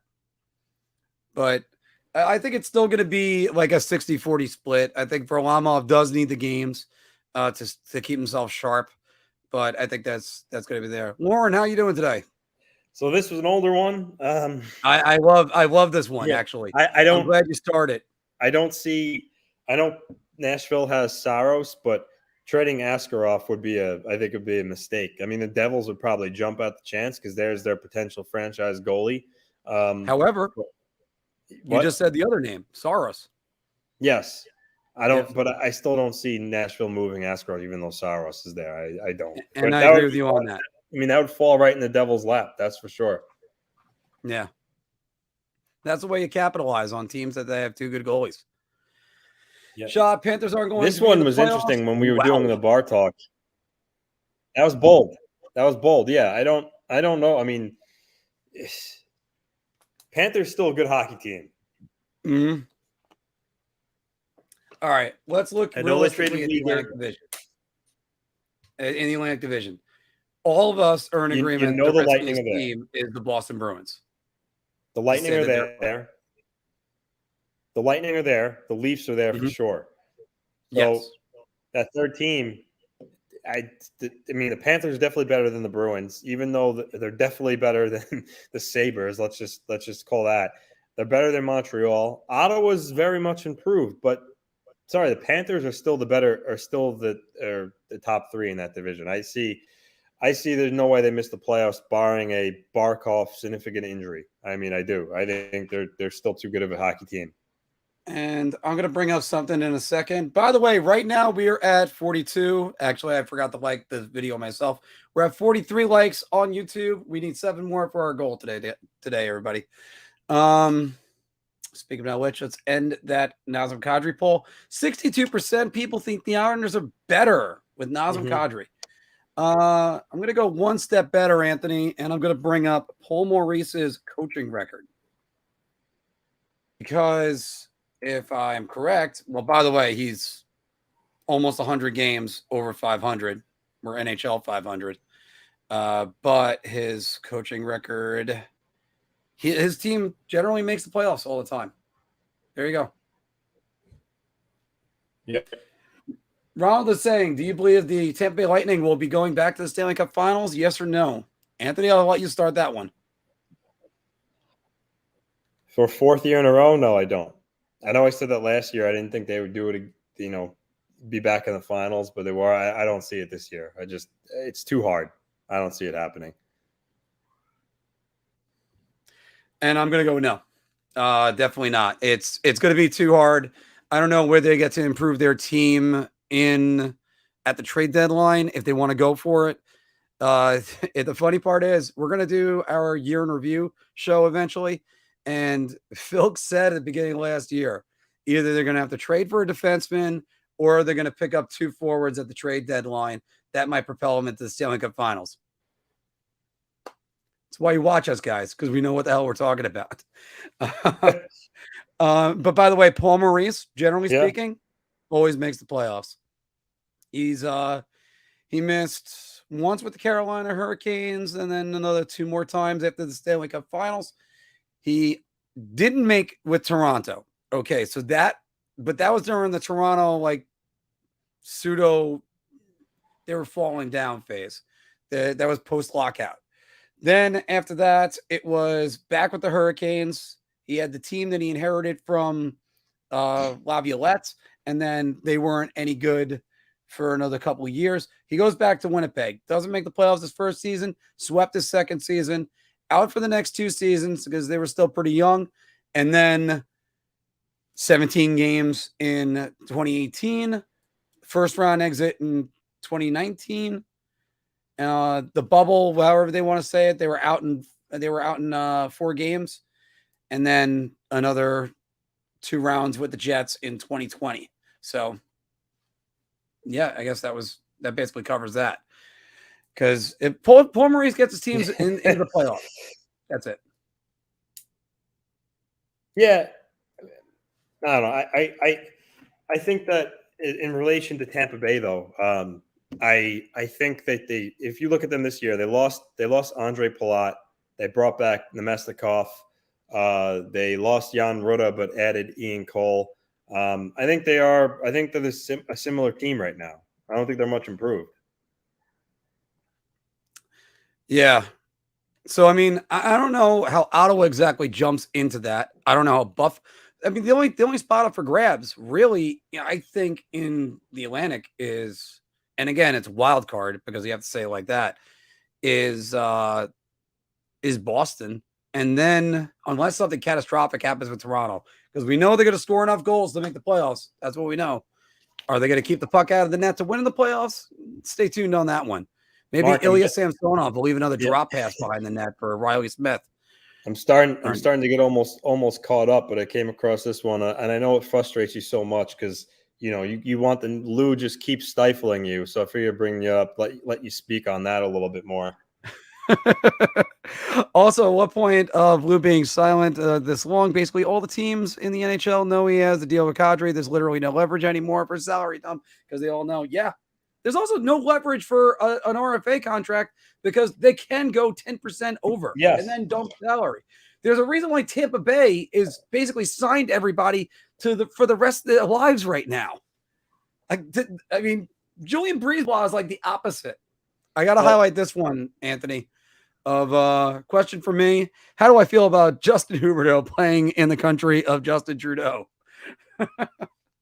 Jonathan, there's going to be a Justin Huberdeau shirt eventually that I know I'm going to get on there. But that I know that's what it clicked in my head. I was trying to say Jonathan Huberdeau and I said Justin. Oh dear God, I'll never live that one down. Gun to Exis, who's left for free agents.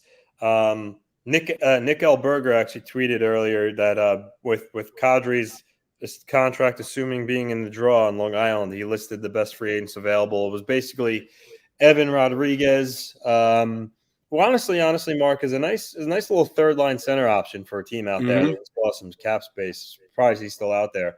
Rodriguez, Sonny Milano, PK Subban was on there. Trying to figure out who else he listed on there, but those are just some of the really the top one is Evan Rodriguez. Evan Rodriguez is pretty much the best free agent available right now out there. State of Survival. Welcome to the show. This is the first time I'm seeing you. If the Islanders sign Kadri, then someone is traded for a winger, Nelson plus Mayfield plus for Jason Robertson. I would no. I guess the 4 is that is. That Mayfield, Nelson, and then there's something else in there. That's what I'm trying to say with that. Dallas is basically building around Robertson now with Ben and Sagan's game going downhill. He's their best player in my opinion. He's not going anywhere. He's an RFA, but he's not going anywhere. And my answer on that would be no. That's just that simple. If you called me up and asked me for Jason Robertson, it's just no. What about this, Mark? Would you do? David thinks Trouba would waive his NMC for Detroit. I think he'd waive it for Boston. I think that would be about it. If the full NMC, he's got that until 2024, and then it's a 16-team no trade list. Yeah, and look for the Rangers in 2024 to move him then. Yeah, unfortunately, I don't really see him going anywhere anytime soon. No, not for 2 years at least. No, and even Steven broke that down. By the way, Steven saying it's Atu Ratu. So, because that's just how I see that. Tom, by the way, this is my first time seeing you.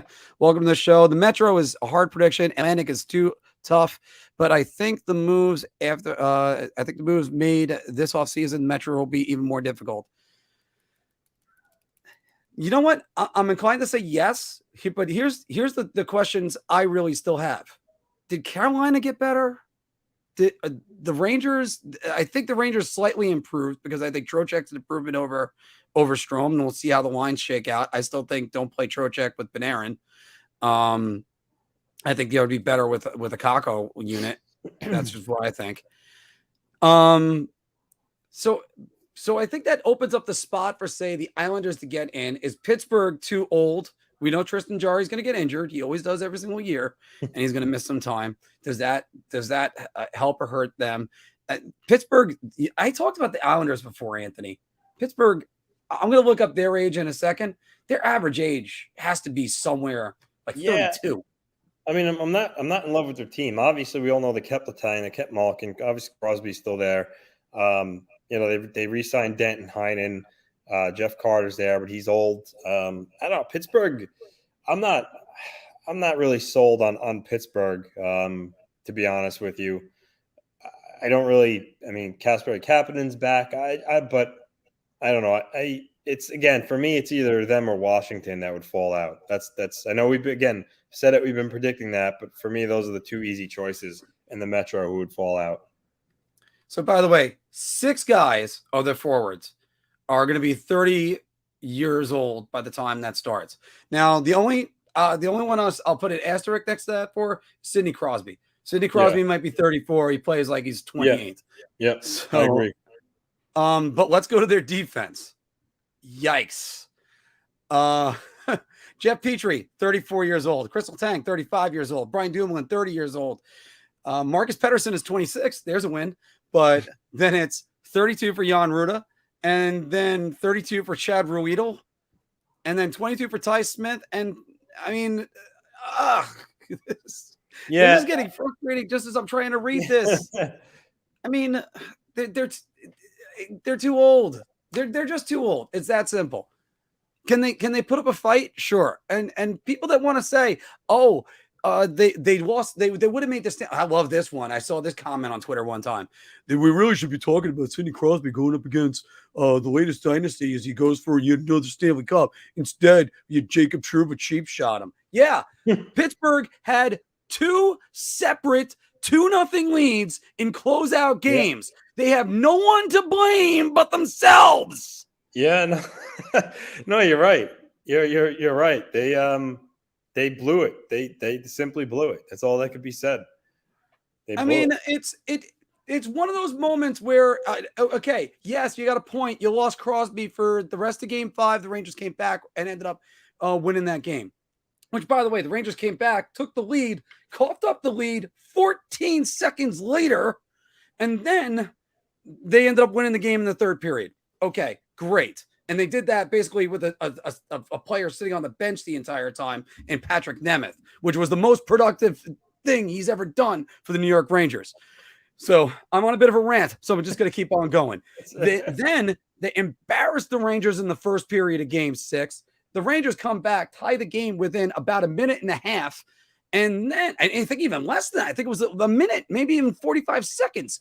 And then there's that horrible goal that goes off of Dominguez's shoulder, goes up in the air, and then in. Although I think there was a partial screen from Zibanejad, something that might have taken his eye off the puck for a second. And then they had the lead in the third period. And don't give me the stick was chopped out of blah, blah, blah's hands. No, no. The Penguins, since winning the Stanley Cup, have not won a playoff series. They might make the playoffs. They're not going anywhere. No, I agree. Wow, Mark, you need a cigarette and a drink? I think I might. Yeah. I mean, it was. I do have a second Red Bull ready to go as well. I said it before. If you're going to try to trade for Timo Meier, you got to put Barzal on the table. I mean, that's my opinion. Which, as we just have said, and by the way, I think San Jose would jump at that. I think I mean they might. Barzal's center. I mean, who? Yeah, I mean, that would move. Right now, they did or Hurdle to wing, and there you go. Yeah. Barzal's one of the best skaters in the NHL. Why wouldn't you do that? No, yeah. What about this? Would you trade Panarin, Hedl, Miller, Garland, and a first? For who? What? Would I trade? Oh, that's it. Sorry. No, I saw Miller and I'm thinking Keandre Miller. I'm like, okay. Here's my take on JT Miller. I've seen that movie before. I didn't like it. That's it. I love Connor Garland. I think Connor Garland's a hell of a player. I think JT Miller had a career year and will never replicate that again. I wouldn't do it. No. He might do it in Vancouver. He's not doing it for the Rangers. Absolutely not. Again, by the way, let me go back to that for one. Oh, is that done? Chris T always giving us the breaking news. I think he might have just been talking when we were talking about Mott. I think he might have just been. Right. I mean, I haven't been on Twitter unless I'll check real quick, but I think that was just him saying a team he can go to. Okay, but Anthony, I think that's actually a very good point with that one. Mott to Dallas, that's a great addition for them, and it'd be a perfect player for Pete DeBoer to run into the ground. So yeah, I think here's the other thing. I started saying it before. The hard part about Tyler Mott is there's going to be guys coming through the Ranger system that can take his place. Will Cooley can end up doing that. I keep on going back to Will Cooley because he is a player I would really like to see. Last year at this time, it was Nils Lundqvist. I saw it and then went, I'm not convinced where the Nils Lundqvist's career is going to be as a New York Ranger. That's why when people talk about who's going to be the sixth defenseman, the guy that I say the Rangers put in there is Matthew Robertson. You want to get a guy on an ELC? Fine, that's where it is. Mm. I know a lot of people are high on Zach Jones. I just don't see it. And again, if they want to develop this guy to be a big time player, you're going to have to play him top line minutes. The only place to do that is in Hartford.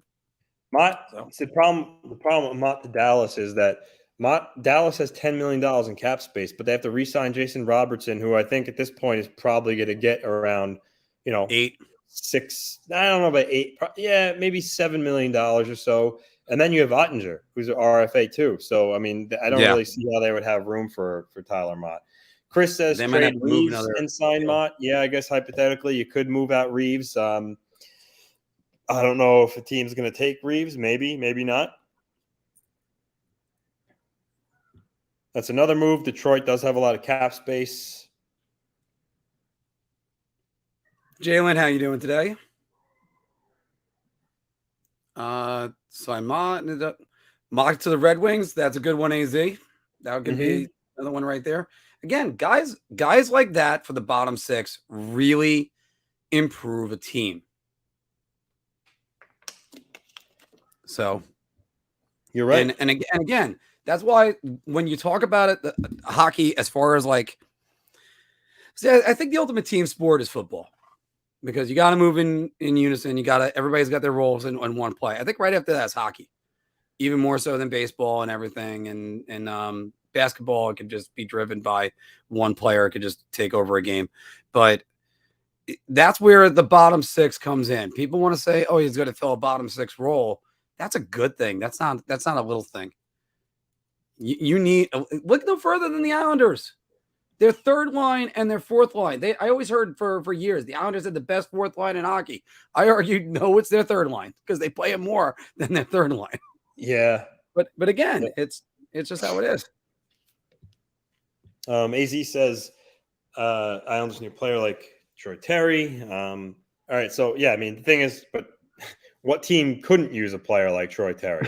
I mean, as far as the mobile D-men, isn't Noah Dobson developing to that? I mean, the guy had 50 points last season, and he's very young. So I think Noah Dobson is that guy for them.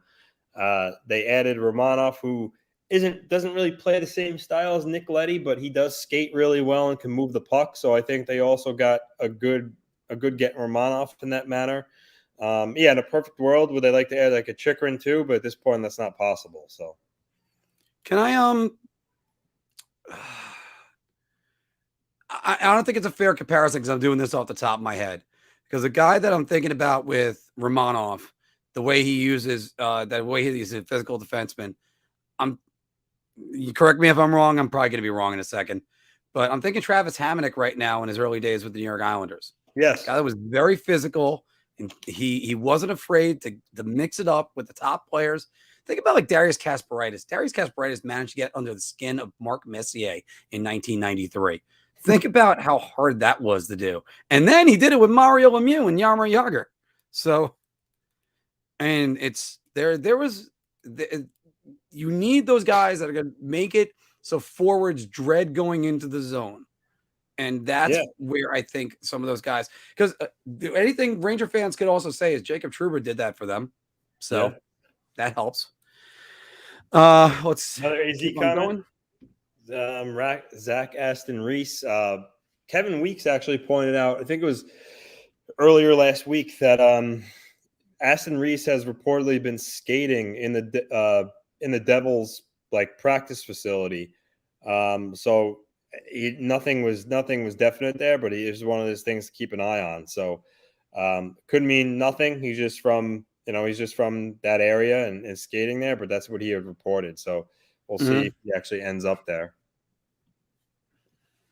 And speaking about which, and Mario brought these up, Buffalo and Minnesota could also be good teams for Tyler Mott. And again, by the way, as Steven mentioned, that the Sedin twins didn't hit 50 points until they were 25. And James Van Riemsdyk was 24 and still a center. You moved him to the wing, he became an elite level goal scorer. This is an interesting one. Friedman thinks Kessel signs a 1-year deal in Edmonton. Kessel isn't the same guy he was, but he could still shoot the hell out of the puck. So you put him with Connor McDavid. and Kessel's releasing shot, that could be something that could benefit the Oilers.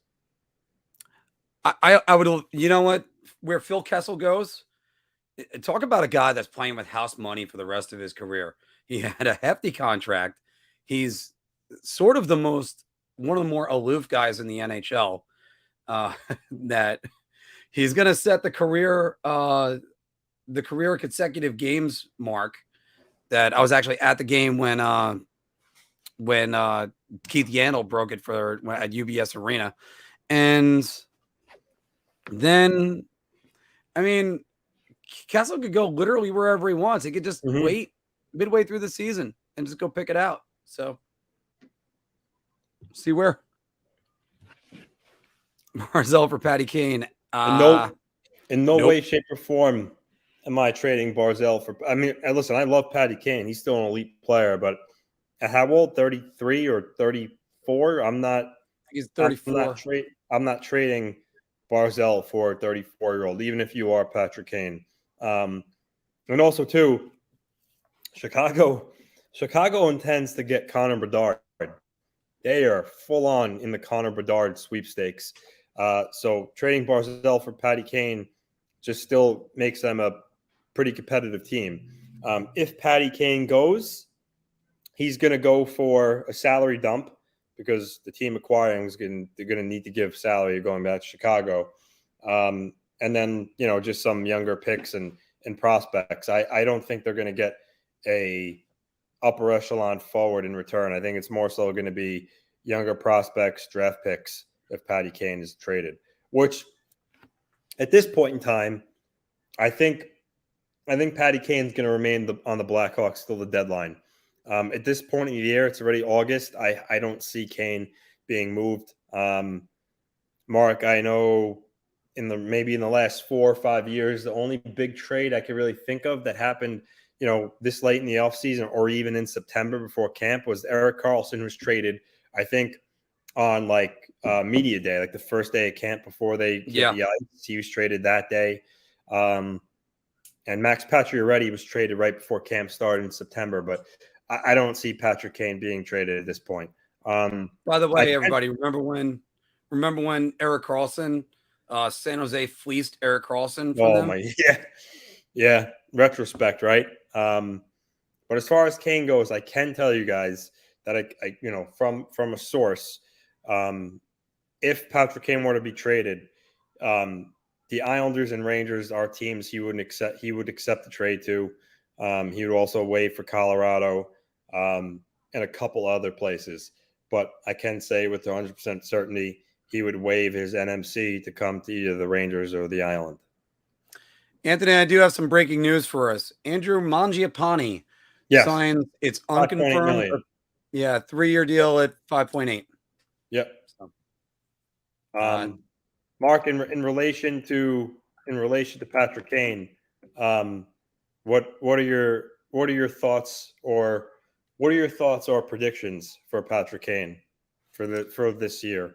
My prediction is he is going nowhere. They're going to revisit that at the trade deadline. His list of teams he would probably accept a trade to will expand from there. And what you're going to be looking at is you're going to have to look at least a top prospect, a first-round pick, and at least we're talking about that, and an NHL-ready player already that's pretty young. Like you said before, Chicago is going to be going for Connor Bedard.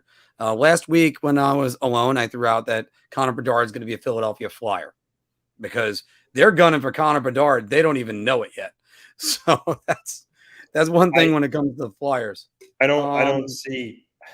I think the Flyers could potentially be a bad team, and I think I just don't see anybody being worse than Chicago right now. I mean, their goalies are Peter Mrazek and honestly, sadly, I can't even tell you who their backup is because Lankinen was a free agent signed with Nashville. Colin Delia was a free agent, but I think he's still out. I can't even tell you who their second goalie is right now. They're that bad. I don't see.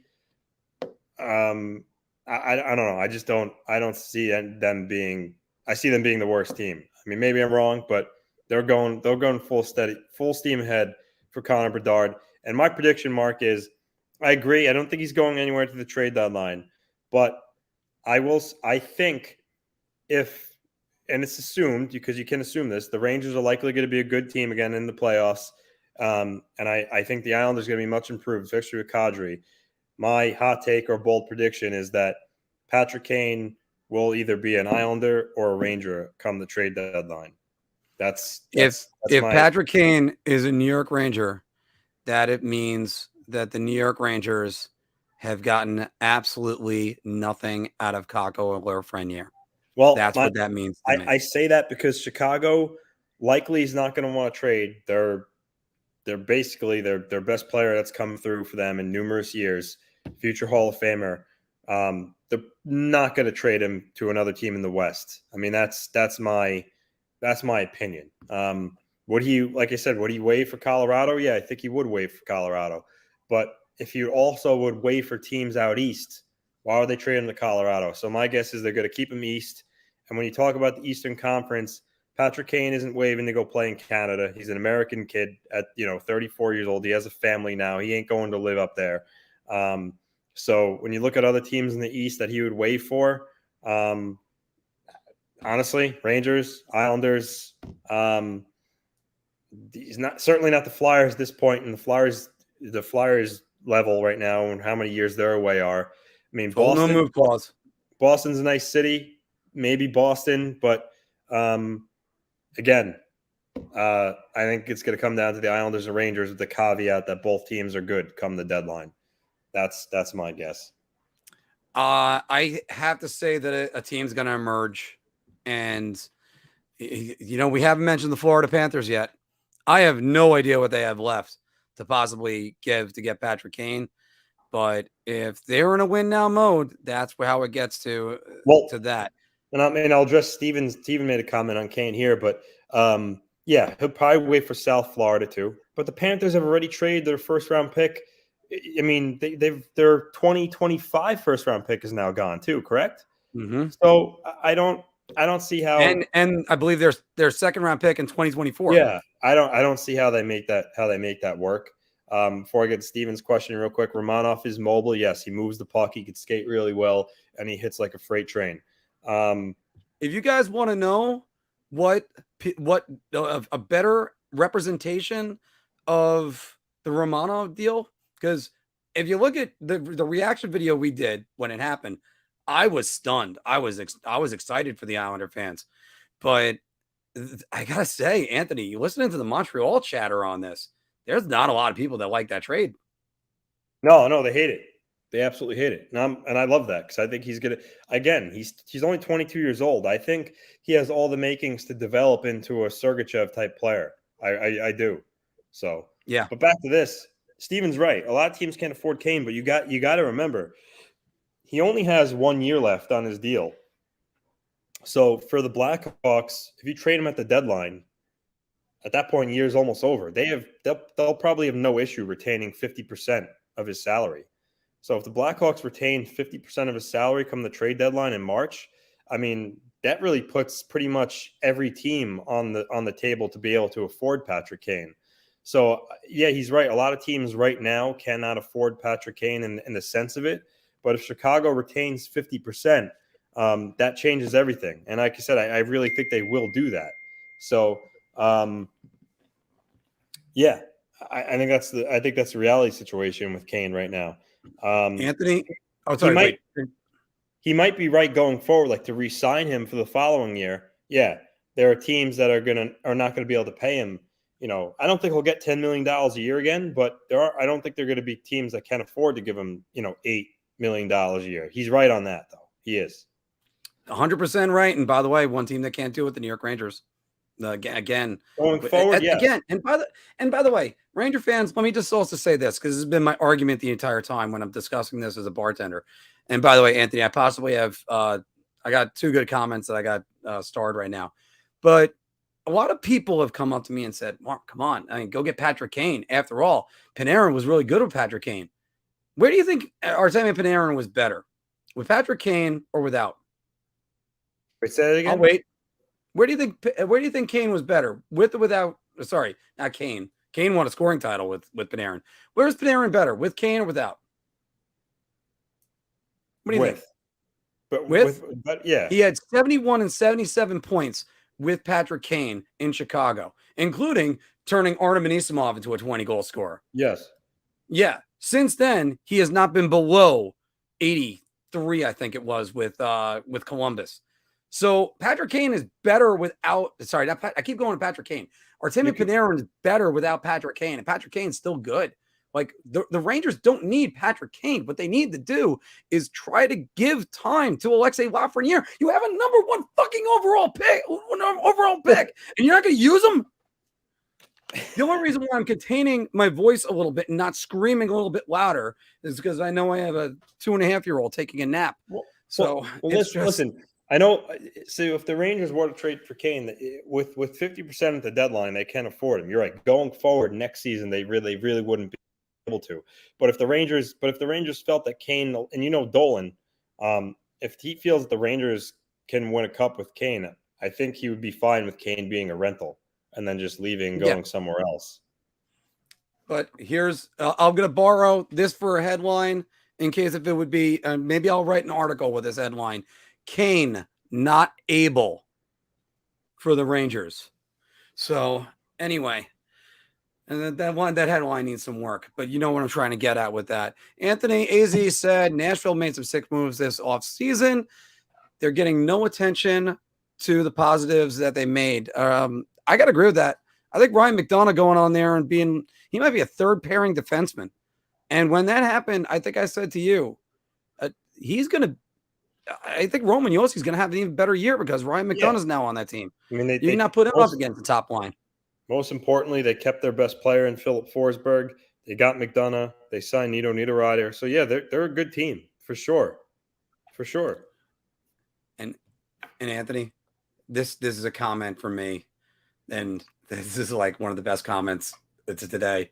Does Ottawa win a playoff series before Toronto? I want to say yes, but realistically, probably not. But no, I mean, as much as I have some fun with the Leafs on that, I even wrote that the Leafs gotta win a playoff round eventually. But again, I still think it comes down to goaltending. I think Giordano was a great pickup for them and a great fit for them. I think that helps a lot. But is he falling off the cliff? I think he's 38 years old right now. Hey, everybody, we're up to 50 likes on this stream. Thank you all very much, especially those of you that are joining us for this, our Q&A session. This is after our show. So, again, thank you all very much for joining us. I'm just going to actually check the Giordano age. I think it's 38. And, yep, 38. And, again, if Philk was here, but unfortunately, work gets in the way, everybody. That we'd love to have the Triforce together. But it's it's difficult, and after 38, everybody kind of drops off. Makes you kind of scared being 44. Geez, if that's the case, my prime is already gone. Yikes! But as Steven brought up, yeah, the Leafs drafted 2 players this summer that weren't even born yet. The last time they won a playoff series. Oh, that's just so rough. And like, I want to see Steve Dangle's video when they finally win a playoff series. I mean, that poor guy, I feel for him so bad. It's just, who was the guy that was Cooper. Yeah. As long as Cooper's in Tampa, never count them out. Absolutely. Cooper's possibly the most underrated coach in the league. Tampa $7 million over the cap. How are they going to solve that? And that's what he's asking. You know, you could put Cirelli on IR, but again, they're $7 million over the cap. They might have to dump somebody. And I do know this. I do know if you open up some salary cap space and then you could finagle it while the season's going on. But no, that's not necessarily the right case yet. We're not going to be going too much longer. I'm waiting to see how much longer Anthony's gotten them. This has been a great show, guys. I mean, we always have great shows, but you know, we're the only streaming show that I know of that streams and actually still takes everybody's questions in live time. I don't know. There are a couple good channels that do that. I know Nyquist does. He does a Q&A period, but he's selecting all those, keeps it down. We like to hang out with you all day. I'm trying to make more of these so that way we could just at least have some 15-minute videos that you can watch, especially while you're taking a dump. So I think the Leafs this year. Oh, Dave is saying, I think this is the year where the Leafs win a round. I think they get the number 1 seed. I just don't know about their goaltending. I really don't. But then again, you don't need great goaltending in order to be number 1 overall. And that Metro is going to stop any team from being the number 1 seed, I think. And if you can tell me who wins the Metro right now, I mean, I have it down to Rangers, Carolina, and I got right now the Rangers with the edge. All right, we got Anthony back. Anthony, you want to go another 15 minutes? Yeah, 15 minutes is fine. 3:30. All right. Yeah.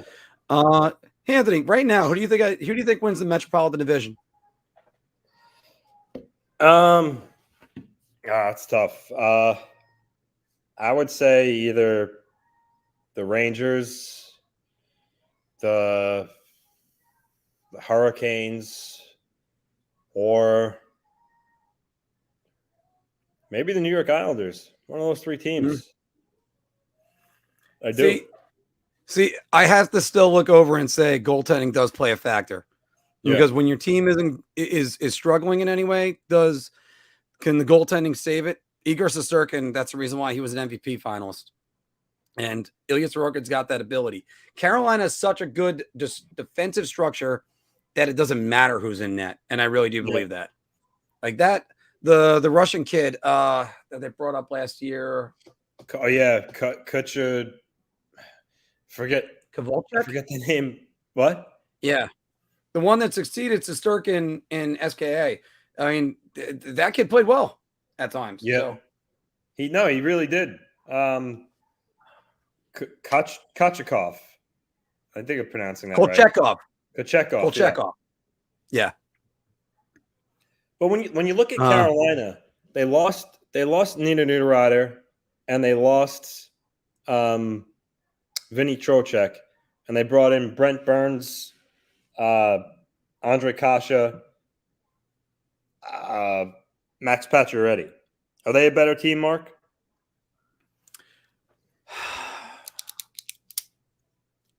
Speaking about guys that never count out, Max Pacioretty. Max Pacioretty's quietly put together a really impressive career. I don't know. I honestly don't. I hate saying it like that I don't know. I do think, like, does Seth Jarvis become their third line center? He's is it good. KK? Is it Seth Jarvis is good. Sorry, I said third line center, second line center, I meant to say. Depending where you have him or Trocheck or a Stahl was the second line center. I would say Trocheck was the second line center. But I'm sorry to say this, but the team I'm counting out and is the Pittsburgh Penguins, as D. Ely is saying. Malkin will miss time as well. But they're all going to get injured, and then it's just going to be difficult. You know what? I don't see the defense being there for Columbus for them to challenge for the division. Okay. I like the Islanders lineup. I really do. The Devils aren't there yet. The Devils are got to improve on coaching. Yep. And then maybe. I think so for me, Kadri in the lineup changes a lot of things. And Romanov, I think there's most certainly going to be a playoff team again.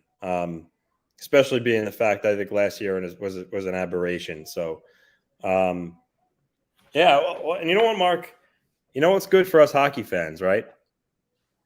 I mean, you know what the month of August is, right? Or what the month of August means? No, what? It means it is the last month without NHL hockey until next July, because there's hockey in June. Yes. One more month. I mean, September is still the preseason, but still technically you have training camp and then you have preseason. You're still, yeah. So yeah, we're close. We're at that point. We're at that point in the off season where in the next couple of weeks, guys from Europe are going to start filing back into their cities. You know, informal skates start happening. And before you know it, it's beginning of September. So we're getting there. We're definitely getting there. By the way, Anthony, I'm highlighted this comment from David. Sequels are never better than the original. Yeah. Can you think of any sequels you would say that are better than the original? I can tell you what's not. Anchorman 2. Anchorman was great. Anchorman 2. Anchorman was legendary compared While to Anchorman 2 was still funny, it was too far-fetched. Like, Anchorman was obviously unrealistic in parts of it, but Anchorman 2 was just over the top silly. Yeah. I mean, the ones that come to mind, Terminator 2, Aliens. I'll get away from James Cameron in a minute. Actually, have you seen the new Top Gun? I got a good one. The Dark Knight Rises was better than Batman Begins. All right, what about the Dark Knight, though? What? What about the Dark Knight? You said the Dark Knight Rises. That's sorry. I meant that. Yeah, Batman Begins was the first one. Dark Knight was the second one. That's what I meant. I meant. Because I'd argue that Liam Neeson in the first movie would be better than Tom Hardy in that movie. But I mean, I could listen to Liam Neeson read the phone book. Yeah, we suck. Yeah. Hey, Mark, I got one for you. Not movies, going back to hockey, but I had a text with my good buddy who's an Islander fan. I said, what would you bet on? What would you bet on first? A video or a picture of Nazem Kadri being leaked wearing Islander pants, skating somewhere in the offseason, or the deal itself being announced? I'd rather the deal being announced. You're going to bet on that? No, I would absolutely bet on we'll see a leaked picture or video of him skating in Islander colors before the deal is actually announced. Yeah, I think Lou would even like make him wear a mask when he's on the ice or something. I don't know. You don't know if you remember. Like Lou, let it go. I don't know if you remember, but last year, Zach Parise was seen wearing Islander trunks playing in the Beauty League in Minnesota before his deal was actually announced by the Islanders.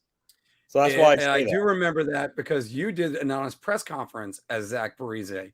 Yeah. So you're like, wait. Oh, hold on. Yeah. Can't mention that yet. I'm telling you that I think that will happen first.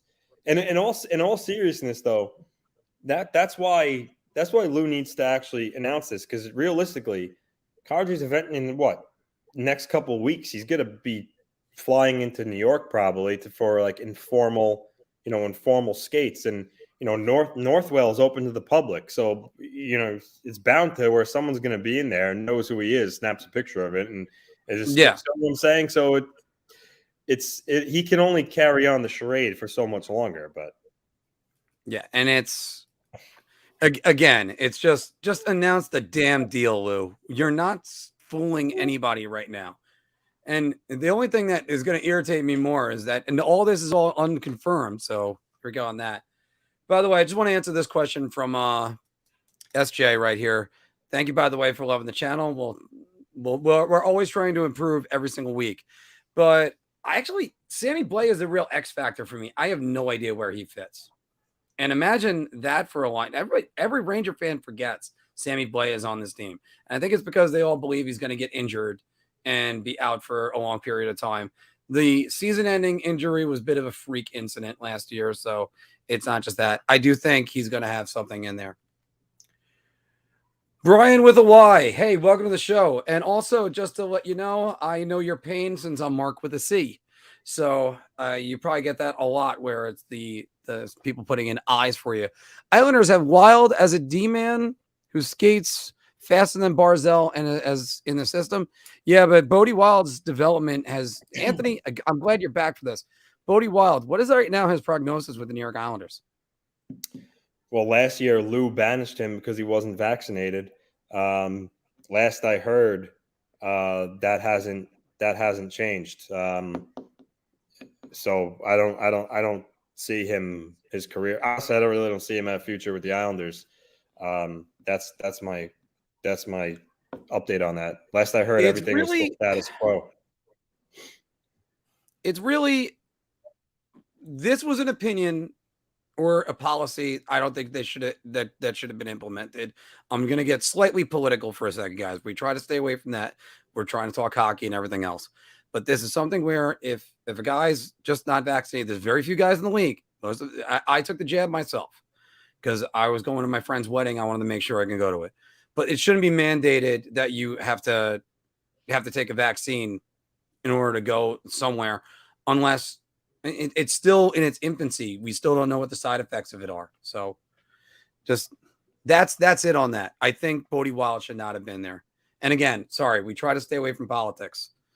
So my apologies to everybody else. Yeah, this guy tossed his career away over Anita. And listen, I get what you're saying, but I mean, I put this more on Lou. I mean, he should have still been able to.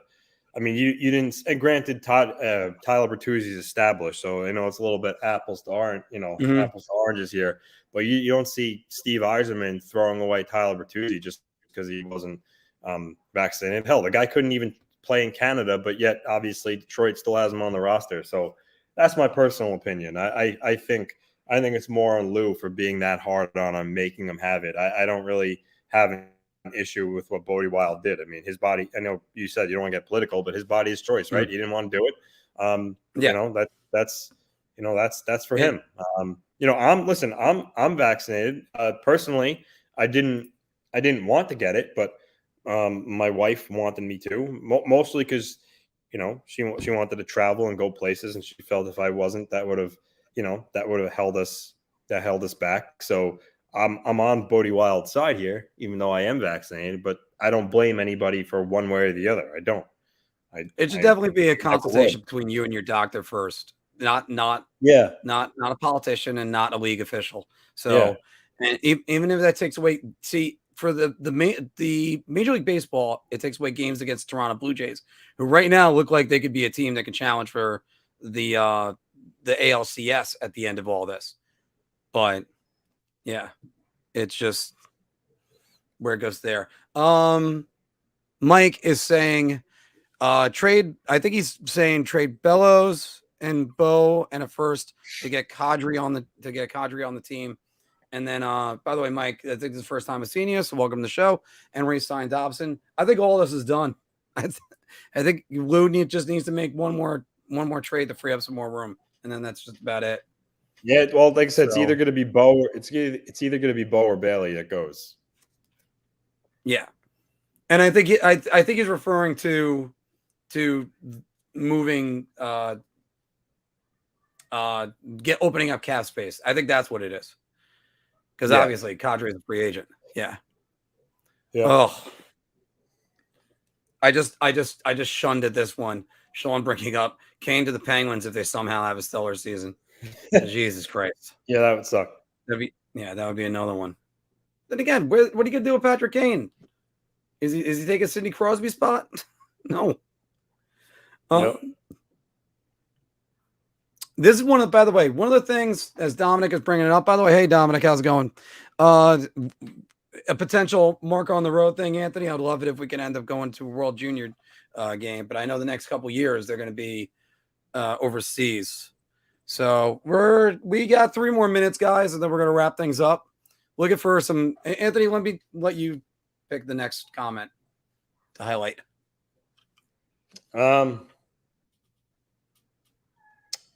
Let's take a look here. Take a look to here, Mark. By the way, everybody, smash that like button. We have met our goal of 50 likes for today so far, so that is a great thing. I got to actually make up a graphic to try to get those goals up there. 55 of them so far today. A friend of mine suggested that for me, and it's worked out great for us. All right, Anthony. CJ is saying Lou is an ass clown. If he thinks things in the NHL could be kept in secret in today's world. Yeah. Was it Sam? Was it what? I almost said Sam Rosen. Was it Dan Rosen that said that Lou keeps, or is it Arthur Staple that said Lou keeps? There's like better secrets than the CIA. I mean, very possible with all that. Yeah. He thinks that he thinks that this gives him a competitive a competitive advantage. He does. That's the way. I don't know if it does or not. Like I said, I wouldn't think it does, but who really knows? I don't know. I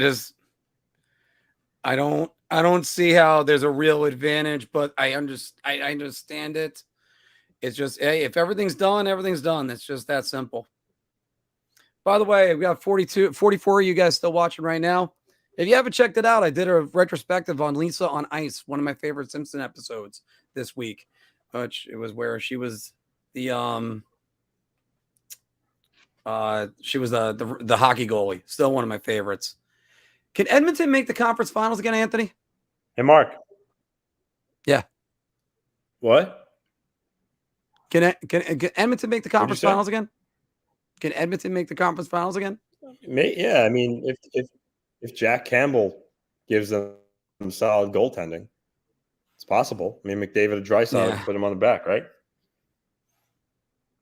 Yeah, I don't know. I think that's still a long way to go. But then again, LA is going to take another jump this year. Are they going to be better? That could be another one. Pacioretty criticizing the Golden Knights over accountability. Yeah. How about a quick off the cuff move here? Spontaneity. Okay. Close out. We do an honest press conference with Nazem Kadri. All right. You know what?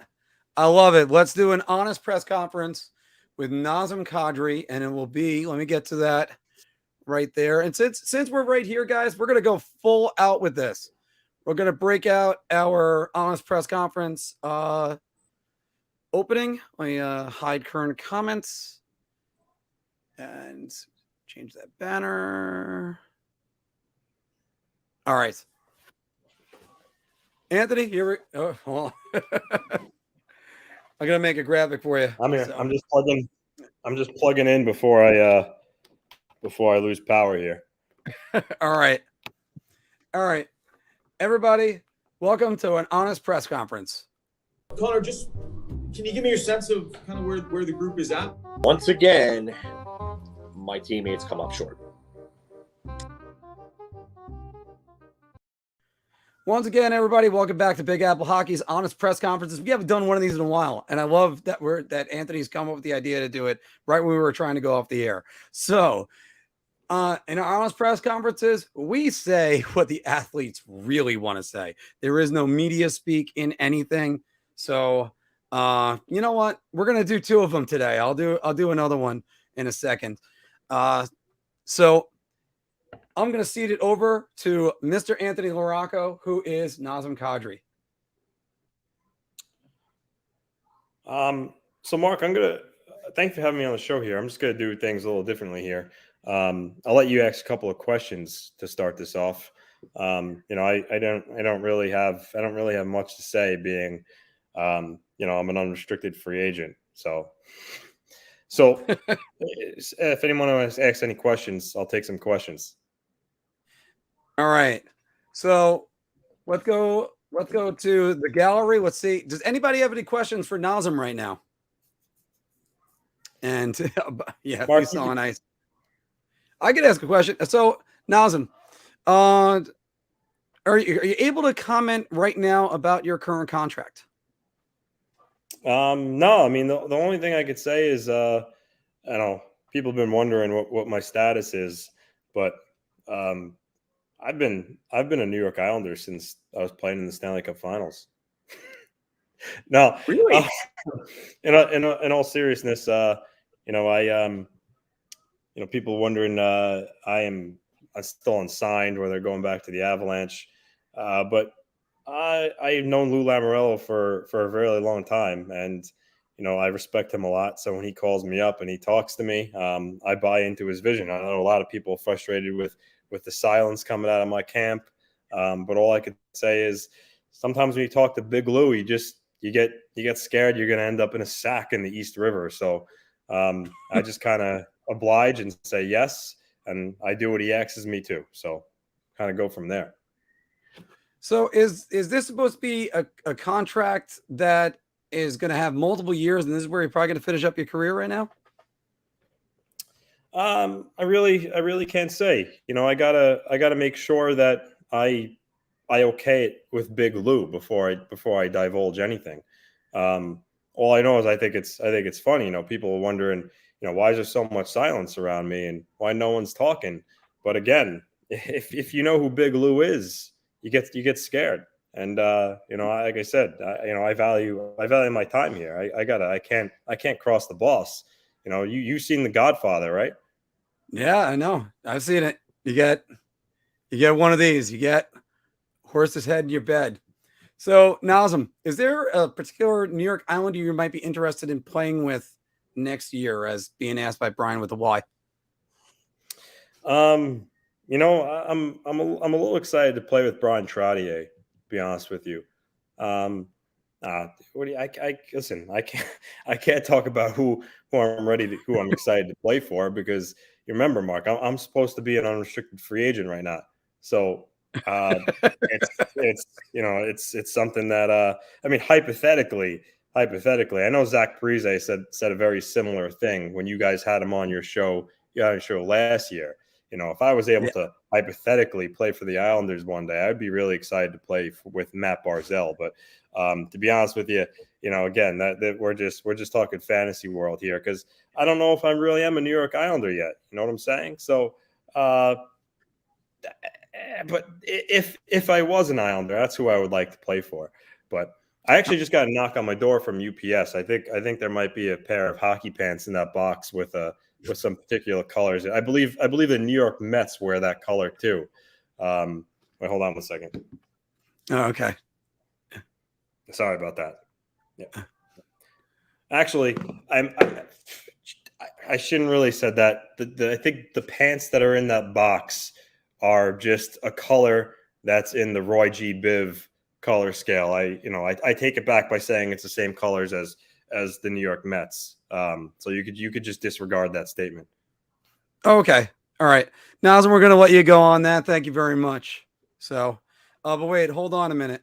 Because we got somebody else that's showing up right now. It's Alexei Lafreniere is showing up right now. Hold on a second.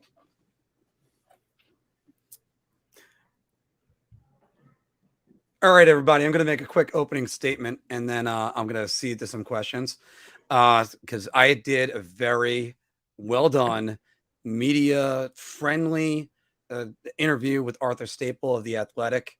You know what? I'm a team player. I'll play wherever. That's what I was saying.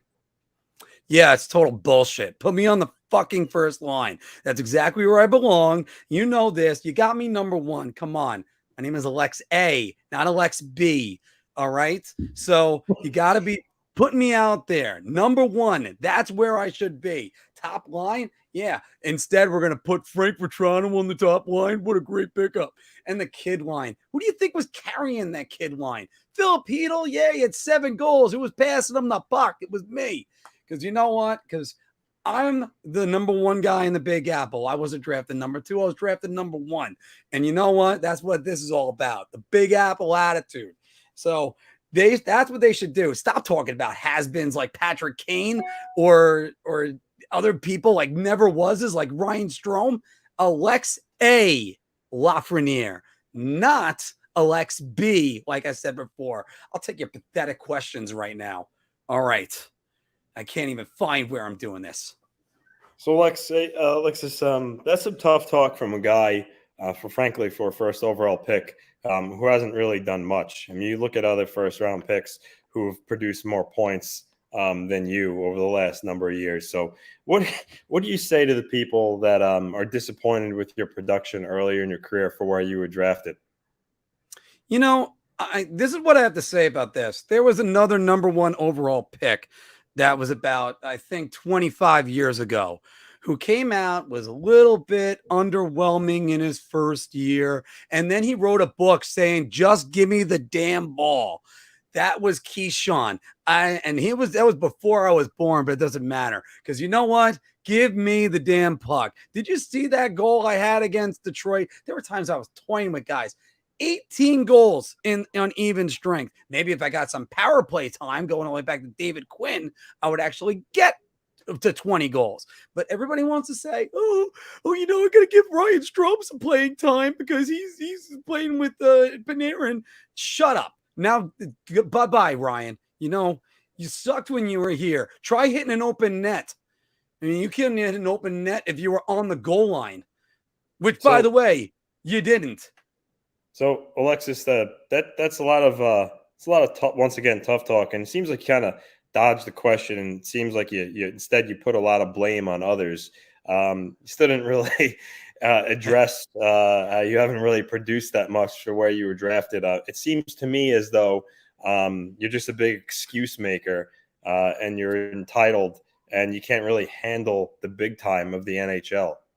Oh no, I could definitely handle that. Trust me. I'll get around to when I can handle that. As soon as they start putting the faith on me. Look, am I speaking through the vessel of a has-been actor who couldn't really cut it? Yeah, sure. I mean, it's just, look, I'm a media guy. I'm gonna go out there. I'm gonna be a good teammate. You tell me to play fourth line minutes, I'll do that. Hell, I did that earlier in the year with Turk.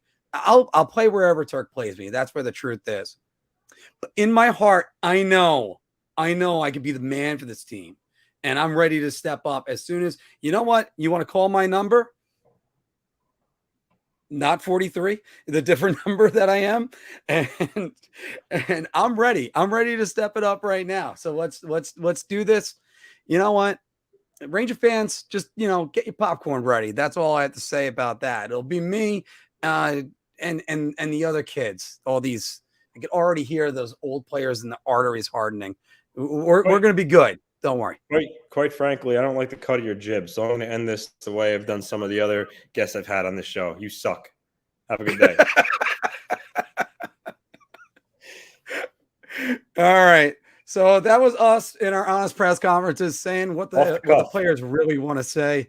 I mean, we haven't done them in a while. I think we've actually haven't done one since January. I think my last one was Mika Zibanejad going Super Saiyan, so that was all good. But some of these were good. This made me laugh. The funny thing about it is, truth is, they have that good relationship. I think it was probably an easy decision for him, being that it's a New York market, and he knows Lou. That was good. The one about running Igor was funny, because that's going to be it's gonna make good TV for the rivalry. Because I wanted to ask that one, I just didn't know if you had an answer that you were ready to go with. He's gonna spice things up a little bit there. Oh well. Alexei's thoughts about Manscaped is if you use the promo code BAH for Big Apple Hockey. Sorry, I got a point like this. And Mark, Big Apple Hockey. You get 20%. You know what another good one would have been? But I wonder how many razors Kadri's going to have to invest in playing for a Louisville team. Yeah, there's going to be a lot of it. You know what? You got to be clean shaven for Lou. And you know what? When people say that, they're like, "Oh, yeah, I think Lou's tired of those things." I think it's fine. I mean, there were times where the last hockey road trip that I had. Oh no, I mean, I've played Montreal a lot of times, but I mean, I'm thinking about when I went to London for a tournament, and I even told the guys I was going with, I'm like, I'm dressing like I used to dress when I was in juniors, button down, tie, dress shoes, and I'm going to represent myself every single time I go to the game. Sure, there were guys basically in the fucking shorts and sandals, but it's you get those things. It's like that. So, all right.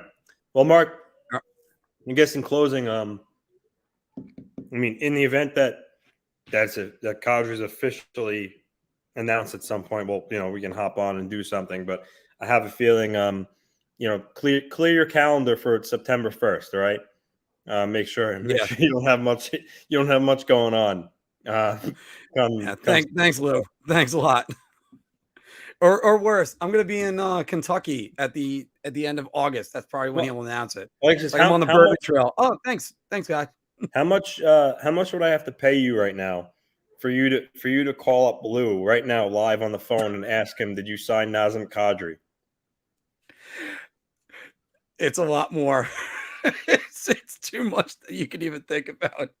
I mean, your story about that he shot you a look that you actually got a question to him in a scrum is now get that in there going, oh my God, I can't believe you gave me Lou Lamoriello's number.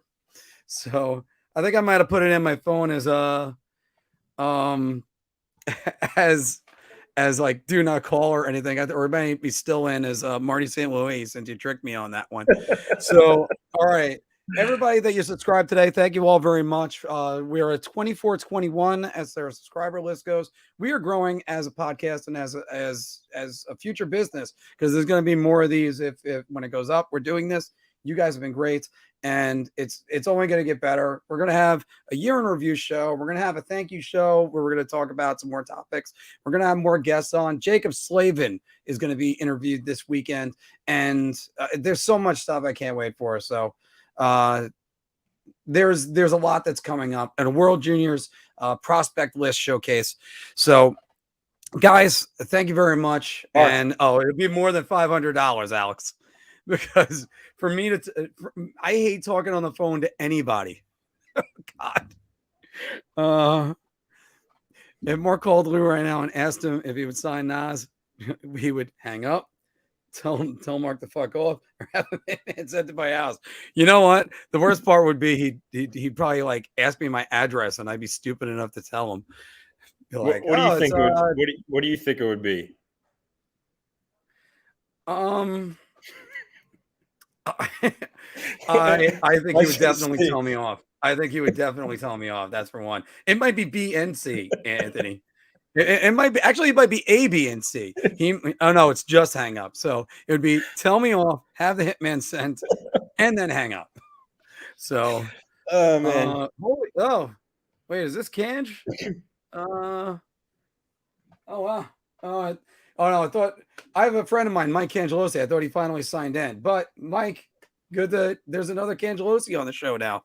So it wouldn't really make for good entertainment if you actually did that right now.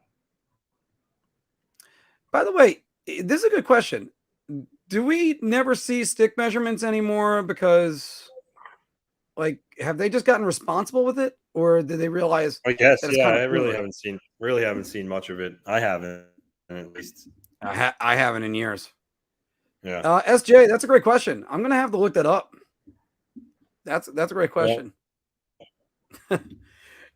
Mike, we need to eliminate a few more so that way you're the only one. Yeah. Yeah. All right. So I do think it would be all three. It would definitely it wouldn't be a just hang up. It would definitely be all three. Because the best part is when Anthony pranked me on this and I accidentally did call him, he still didn't tell me who it was. So like I think and I'm the worst person talking on the phone, everybody. If I'm nervous talking on the phone, it's like I think it would make for great entertainment. I think people would like to hear it. It would break the internet, but it would be like Daffy Duck swallowing the dynamite, and it's a trick I could only do once. So I mean, it's just the way it is. I also think, by the way, actually, you know something? Would you say, because again, Ely's bringing this up right now, and that the new sticks aren't as curved so much because the flex matters more. That is right, but also I think it's also because they're fiberglass, so it's not really much they could do with that. All right, as Anthony has now bowed out, guys, we are at 2 hours and 43 minutes, so we even went above our 3:30 cutoff. I almost said 3:30, but see, with 2 minutes remaining, we decided to do an honest press conference. I love that sketch. I mean, that's one of those things that when we eventually have writers to sit down with, it's going to be even better. So, guys, thank you very much. We're going to be doing the interview with Jacob Slavin. That's going to be coming out on Friday.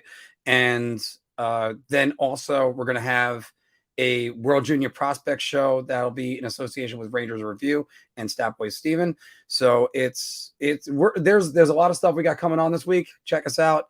It looks like it's going to be Sunday for the Prospect show. And next week, we're going to work on getting another guest on and trying to do whatever we can because we love talking pucks. Let's just keep on going. recommend us to everybody. We're going to be actually getting a recommendation from Alexander Romanov soon. So I can't wait for that to officially happen. So everybody, thanks very much for joining us today on Big Apple Hockey. And there's going to be a song I'm going to start putting on here, which will be my cousin Phil singing Bye Bye. But it's actually, I can even play it right now and play us off for a second. This is one reason why these end up being so long. Because it's this is how it ends up being. This is riveting TV, by the way. Absolutely riveting TV. That I have to upload this. So anyway, guys, thank you very much for joining us.